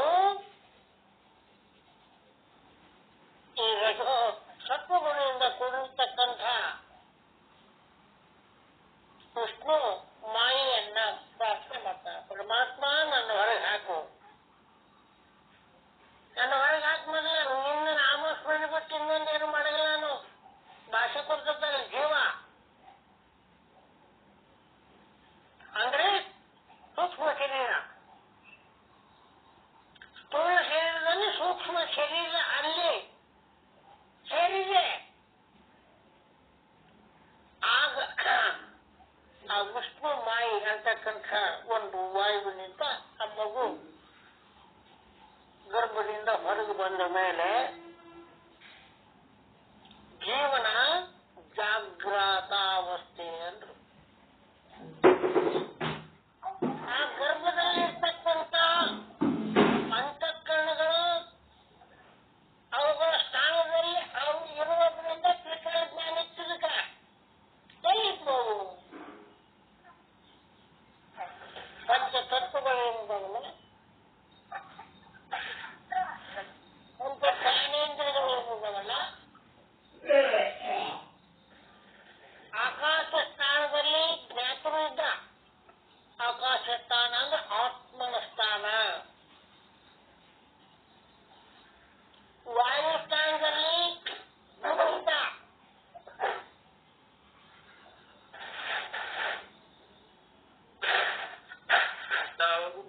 ನಿಮ್ದ ಬಂದ್ ಮಾಡ್ಕೊರಿ, ನಿಮ್ದ ಮೀಟ ಓಪನ್ ಆತ ಬಂದ್ ಮಾಡ್ಕೊರಿ.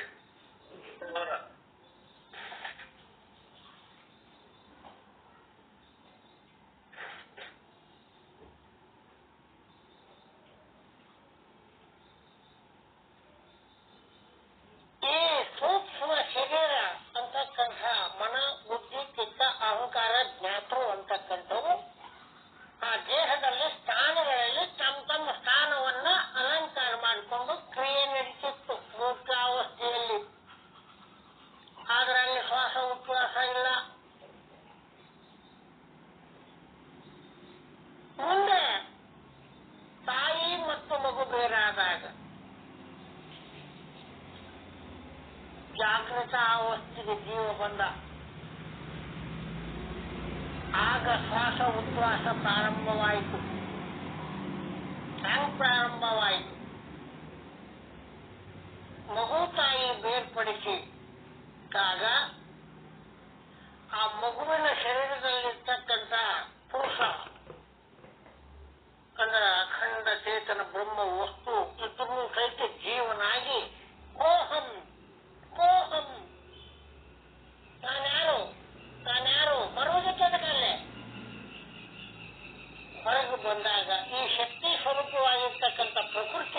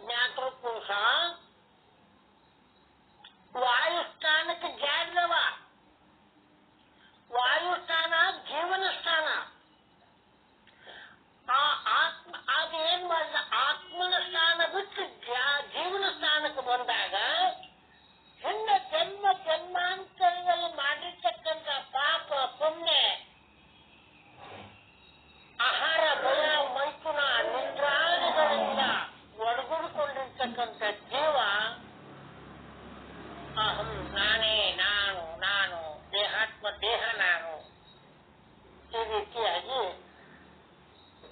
ಅಹಂಕಾರವನ್ನು ಒಡೆದುಕೊಂಡು ಜೀವ ಜಾಗ್ರಾವಸ್ಥೆಯಲ್ಲಿ ಬಂದು ಆವಾಗ ಆತ್ಮನನ್ನೇ ಮರೆತು ಬಿಟ್ಟ. ಈ ಜ್ಞಾಪಕ ಅಂತಕ್ಕಂಥ ಜೀವ ಏನಿದಲ್ಲ ಇದು ಒಂದು ತತ್ವ. ಸೂಕ್ಷ್ಮ ಶರೀರದಲ್ಲಿ 17 ತತ್ವಗಳನ್ನು ಹೇಳಿದಾಗ ಈ ಜ್ಞಾಪಕ ವಿಷಯ ಹೇಳಿಲ್ಲ ಅಲ್ಲಿ. ಇದು ಅನ್ನಮಯ ಕೋಶದಲ್ಲಿ ಮಾತ್ರ ಇದೆ. ಮುಂದೆ ಜಾಗೃತ ಅವಸ್ಥೆಯಲ್ಲಿದ್ದು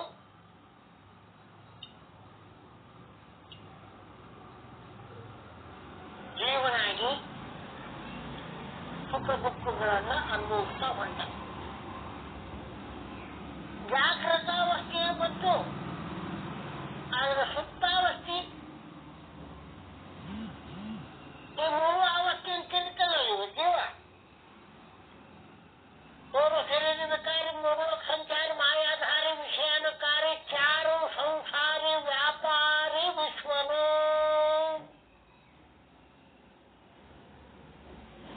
ಭ್ರಾಂತಿಯಿಂದ ಈ ಜೀವ ಮೂರು ಅವಸ್ಥೆಗಳನ್ನು ತಿಂತ ಅವನೊಂದು ಹೆಸರು ಪಡೆದ. ಜಾಗದಲ್ಲಿ ವಿಶ್ವ, ಸ್ವಪ್ನದಲ್ಲಿ ತೈಜಸ, ಅಬಲ ಜೀವ, ಸುಷುಪ್ತಿಯಲ್ಲಿ ಪ್ರಾಜ್ಞೆ. ಹಾಗೆ ಇವನು ಜಾಗರದಿಂದ ಸುಪ್ತಿಗೆ ಹೋಗ್ಬೇಕಾದರೆ ಅಂತಃಕರಣ ಮತ್ತೆ ಪಲ್ಲಟ ಆಗ್ತಾವು. ಬದಲಾವಣೆ ಆದಾಗ ಸುಪ್ತಾವಸ್ಥೆಯಲ್ಲಿ ಜಾತಾನೆ. ಆಗ ಸುಪ್ತಾವಸ್ಥೆಯಲ್ಲಿ ಅಂತಃಕರಣಗಳೂ ಇಲ್ಲ, ಇಂದ್ರಿಯಗಳೂ ಇಲ್ಲ, ವಿಷಯಗಳಿಲ್ಲ, ಏನೂ ಇಲ್ಲ. ಏನೂ ಇಲ್ಲ ಅಂದಾಗ ಅಲ್ಲಿರ್ತಕ್ಕಂಥ ಅಖಂಡ ಚೇತನ ತಾನು ಮಾಯಾ ವೃತ್ತಿ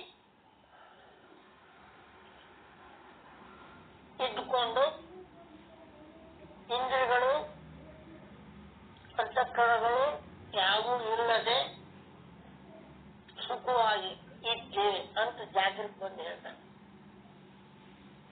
ಅವು ಅವಿದ್ಯೆಯಲ್ಲಿ ಅಡಕಾಗಿದೆ ಇಂದ್ರಿಯಗಳು. ಅಂತಹ ಸಮಯದಲ್ಲಿ ಮನಸ್ಸು ಯಾವಾಗ ಇಳಿದಾಗ ಆಯ್ತು, ಆ ಮನಸ್ಸು ಅಂತಕ್ಕಂಥದ್ದು ತನ್ನ ಈ ಜಾಗ್ರಾವಸ್ಥೆಯಲ್ಲಿ ಆಗ್ತಕ್ಕಂಥದ್ದನ್ನ ಒಂದು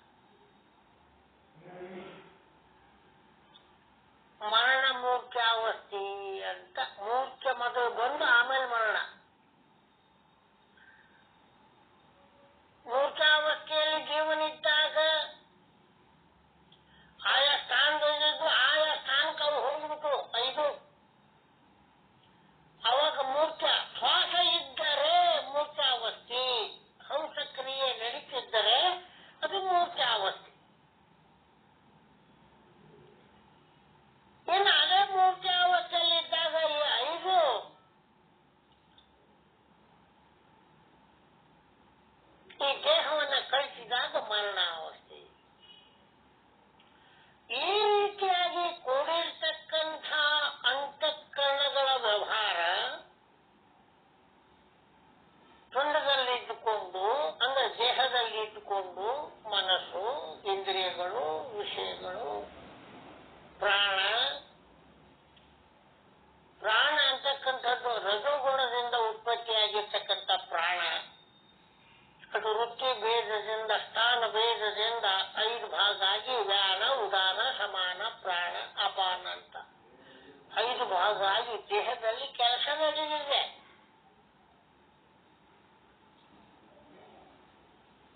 ವ್ಯಾನವಾಯು ಸರ್ವಾಂಗದಲ್ಲಿ, ಉದಾನವಾಯು ಕಂಠದಲ್ಲಿ, ಪ್ರಾಣವಾಯು ಹೃದಯ ಸ್ಥಾನದಲ್ಲಿ,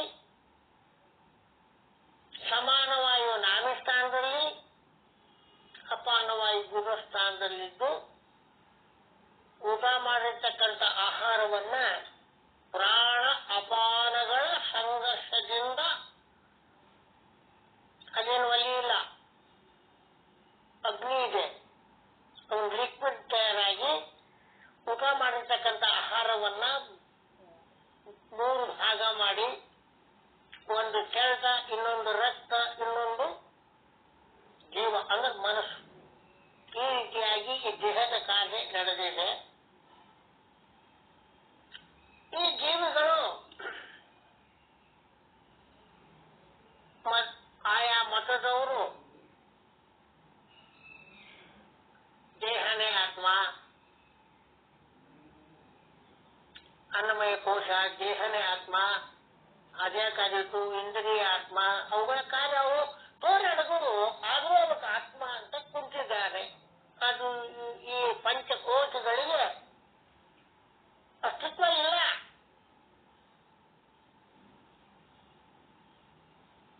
ರಜೋಗುಣದಿಂದ ಉತ್ಪತ್ತಿಯಾಗಿರ್ತಕ್ಕಂಥದ್ದು ಪ್ರಾಣ,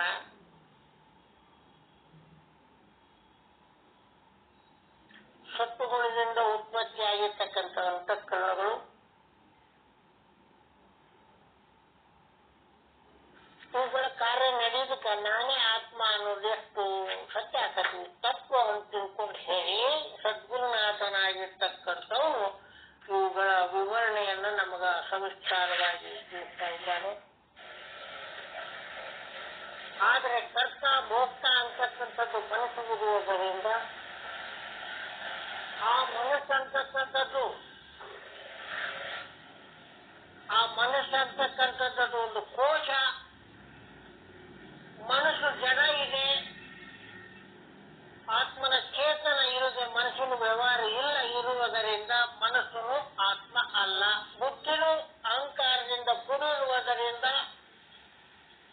ಅದು ಕುಬುದ್ಧಿಯಿಂದ ಕೂಡಿರುವುದರಿಂದ ಆ ಬುದ್ಧಿಯಿಂದ ಉತ್ಪತ್ತಿಯಾಗಿರ್ತಕ್ಕಂಥ ವಿಜ್ಞಾನಮಯ ಕೋಶನು ಆತ್ಮ ಅಲ್ಲ. ಇನ್ನು ಆನಂದಮಯ ಕೋಶ ತಾನು ಮತ್ತು ಮಾಯಾ ವೃತ್ತಿಯಿಂದ ಕೂಡಿರ್ತಕ್ಕಂಥ ಆನಂದಮಯ ಕೋಶ, ಅಷ್ಟ ಆನಂದಗಳನ್ನು ಕೂಡಿಕೊಂಡಿರ್ತಕ್ಕಂಥ ಆನಂದಮಯ ಕೋಶನು ಆತ್ಮ ಅಲ್ಲ ಅನ್ನುವಂಥ ವಿಚಾರವನ್ನ ನಾಳಿನ ದಿವಸ ಸದ್ಗುರುನಾಥರಾಗಿರ್ತಕ್ಕಂಥವರು ಒಂದೊಂದೇ ಎಳೆಯಾಗಿ ಪ್ರಾಣ ಅಂದ್ರೆ ಏನು, ಇಂದ್ರಿಯಗಳ ವ್ಯವಹಾರ ಏನು, ಮನುಷ್ಯನ ವ್ಯವಹಾರ ಏನು, ಇನ್ನು ಬುದ್ಧಿಯ ವ್ಯವಹಾರ ಏನು, ಆನಂದಮಯ ಕೋಶದ ವಿಚಾರ ಏನು ಅನ್ನೋದನ್ನ ಗುರುಗಳಾಗಿರ್ತಕ್ಕಂಥ ಸದ್ಗುರುನಾಥನಾಗಿರ್ತಕ್ಕಂಥವ್ರು ತಿಳಿಸ್ತಾನೆ. ಪುಣ್ಯಾತ್ಮರೇ, ಬಹಳ ಸೂಕ್ಷ್ಮವಾಗಿ ವಿಮರ್ಶೆ ಮಾಡಿಕೊಂಡು ಗುರು ಹೇಳಿದ ವಾಣಿಯನ್ನ ಅದರ ಮೇಲೆ ಗಮನ ಇಟ್ಟು ಶ್ರದ್ಧೆ ಇಟ್ಟು ಈ ಕೋಶ ಅತೀತ ಪಂಚಕೋಶಗಳ ಆತ್ಮ ಅಲ್ಲ ಅನ್ನುವಂತ ನಿಶ್ಚಯವನ್ನ ಮಾಡ್ತಾರೆ. ನಾವು ನೀವು ಆ ವಾಣಿಯನ್ನ ಕೇಳಿ ಅದರಲ್ಲಿ ಪ್ರವೇಶ ಆಗ್ಬೇಕು. ಪ್ರವೇಶ ಆಗಿ ಹೌದು ಅಲ್ಲ ನಿಶ್ಚಯ ಮಾಡ್ತಕ್ಕಂಥದ್ದು ನಮ್ಮಲ್ಲಿ ಇದೆ. ಅವ್ರು ಹೇಳ್ತಾರೆ ಅಂತಂದ್ರೆ ಹೌದು ಅಲ್ಲ ಅನ್ನುವಂಥ ವಿಚಾರವನ್ನ ತಿಳ್ಕೊಳ್ಳೋಣ ಅನ್ನುವಂಥ ವಿಚಾರವನ್ನ ವಿಮರ್ಶೆ ಮಾಡ್ತಾ ನನ್ನ 2 ವಾಕ್ಪುಷ್ಪಗಳನ್ನ ಸದ್ಗುರುವಿನ ಪಾದಕ್ಕೆ ಅರ್ಪಣೆ ಮಾಡ್ತೀನಿ. ಓಂ ನಮಃ ಶಿವಾಯ. ಓಂ ನಮಃ ಶಿವಾಯ.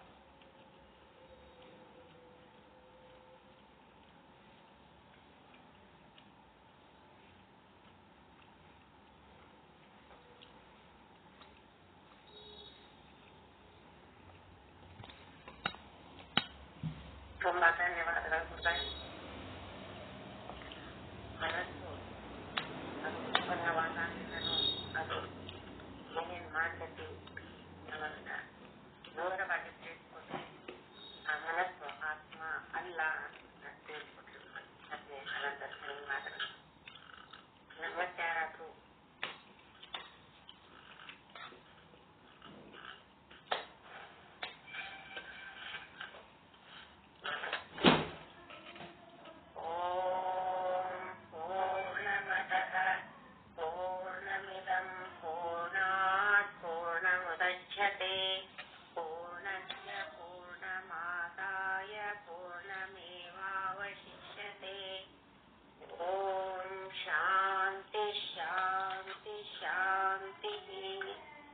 परमानंद प्राप्ति भव, सर्व दुख निवृत्ति भव, इष्टार्थ सिद्धिरस्तु, यशस्वी भव, यशस्वी भव. ओम शांति शांति ಶಾಂತಿ. ಎಲ್ಲರಿಗೂ ಶರಣಾರ್ಥಿಗಳು. ಇವತ್ತು ಗುರುವಾರ ಶ್ರೀಮದ್ ಭಾಗವತ ಮಹಾಪುರಾಣ 4 ಗಂಟೆಗೆ ಗುರುಗಳಿಂದ ಇರ್ತದೆ. ಎಲ್ಲರೂ ಪ್ರಯತ್ನಿಸಿ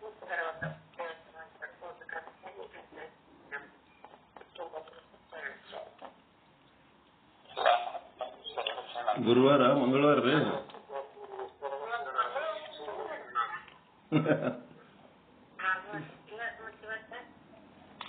ಮಂಗಳವಾರ ಇವತ್ತ ಗುರುವಾರ ಅಲ್ಲ.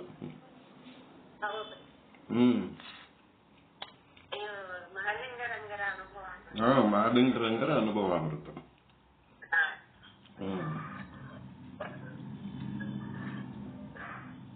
ಎಲ್ಲರಿಗೂ ಶರಣ ಶರಣಾರ್ಥಿ. ಎಲ್ಲರಿಗೂ ಶರಣ ಶರಣ.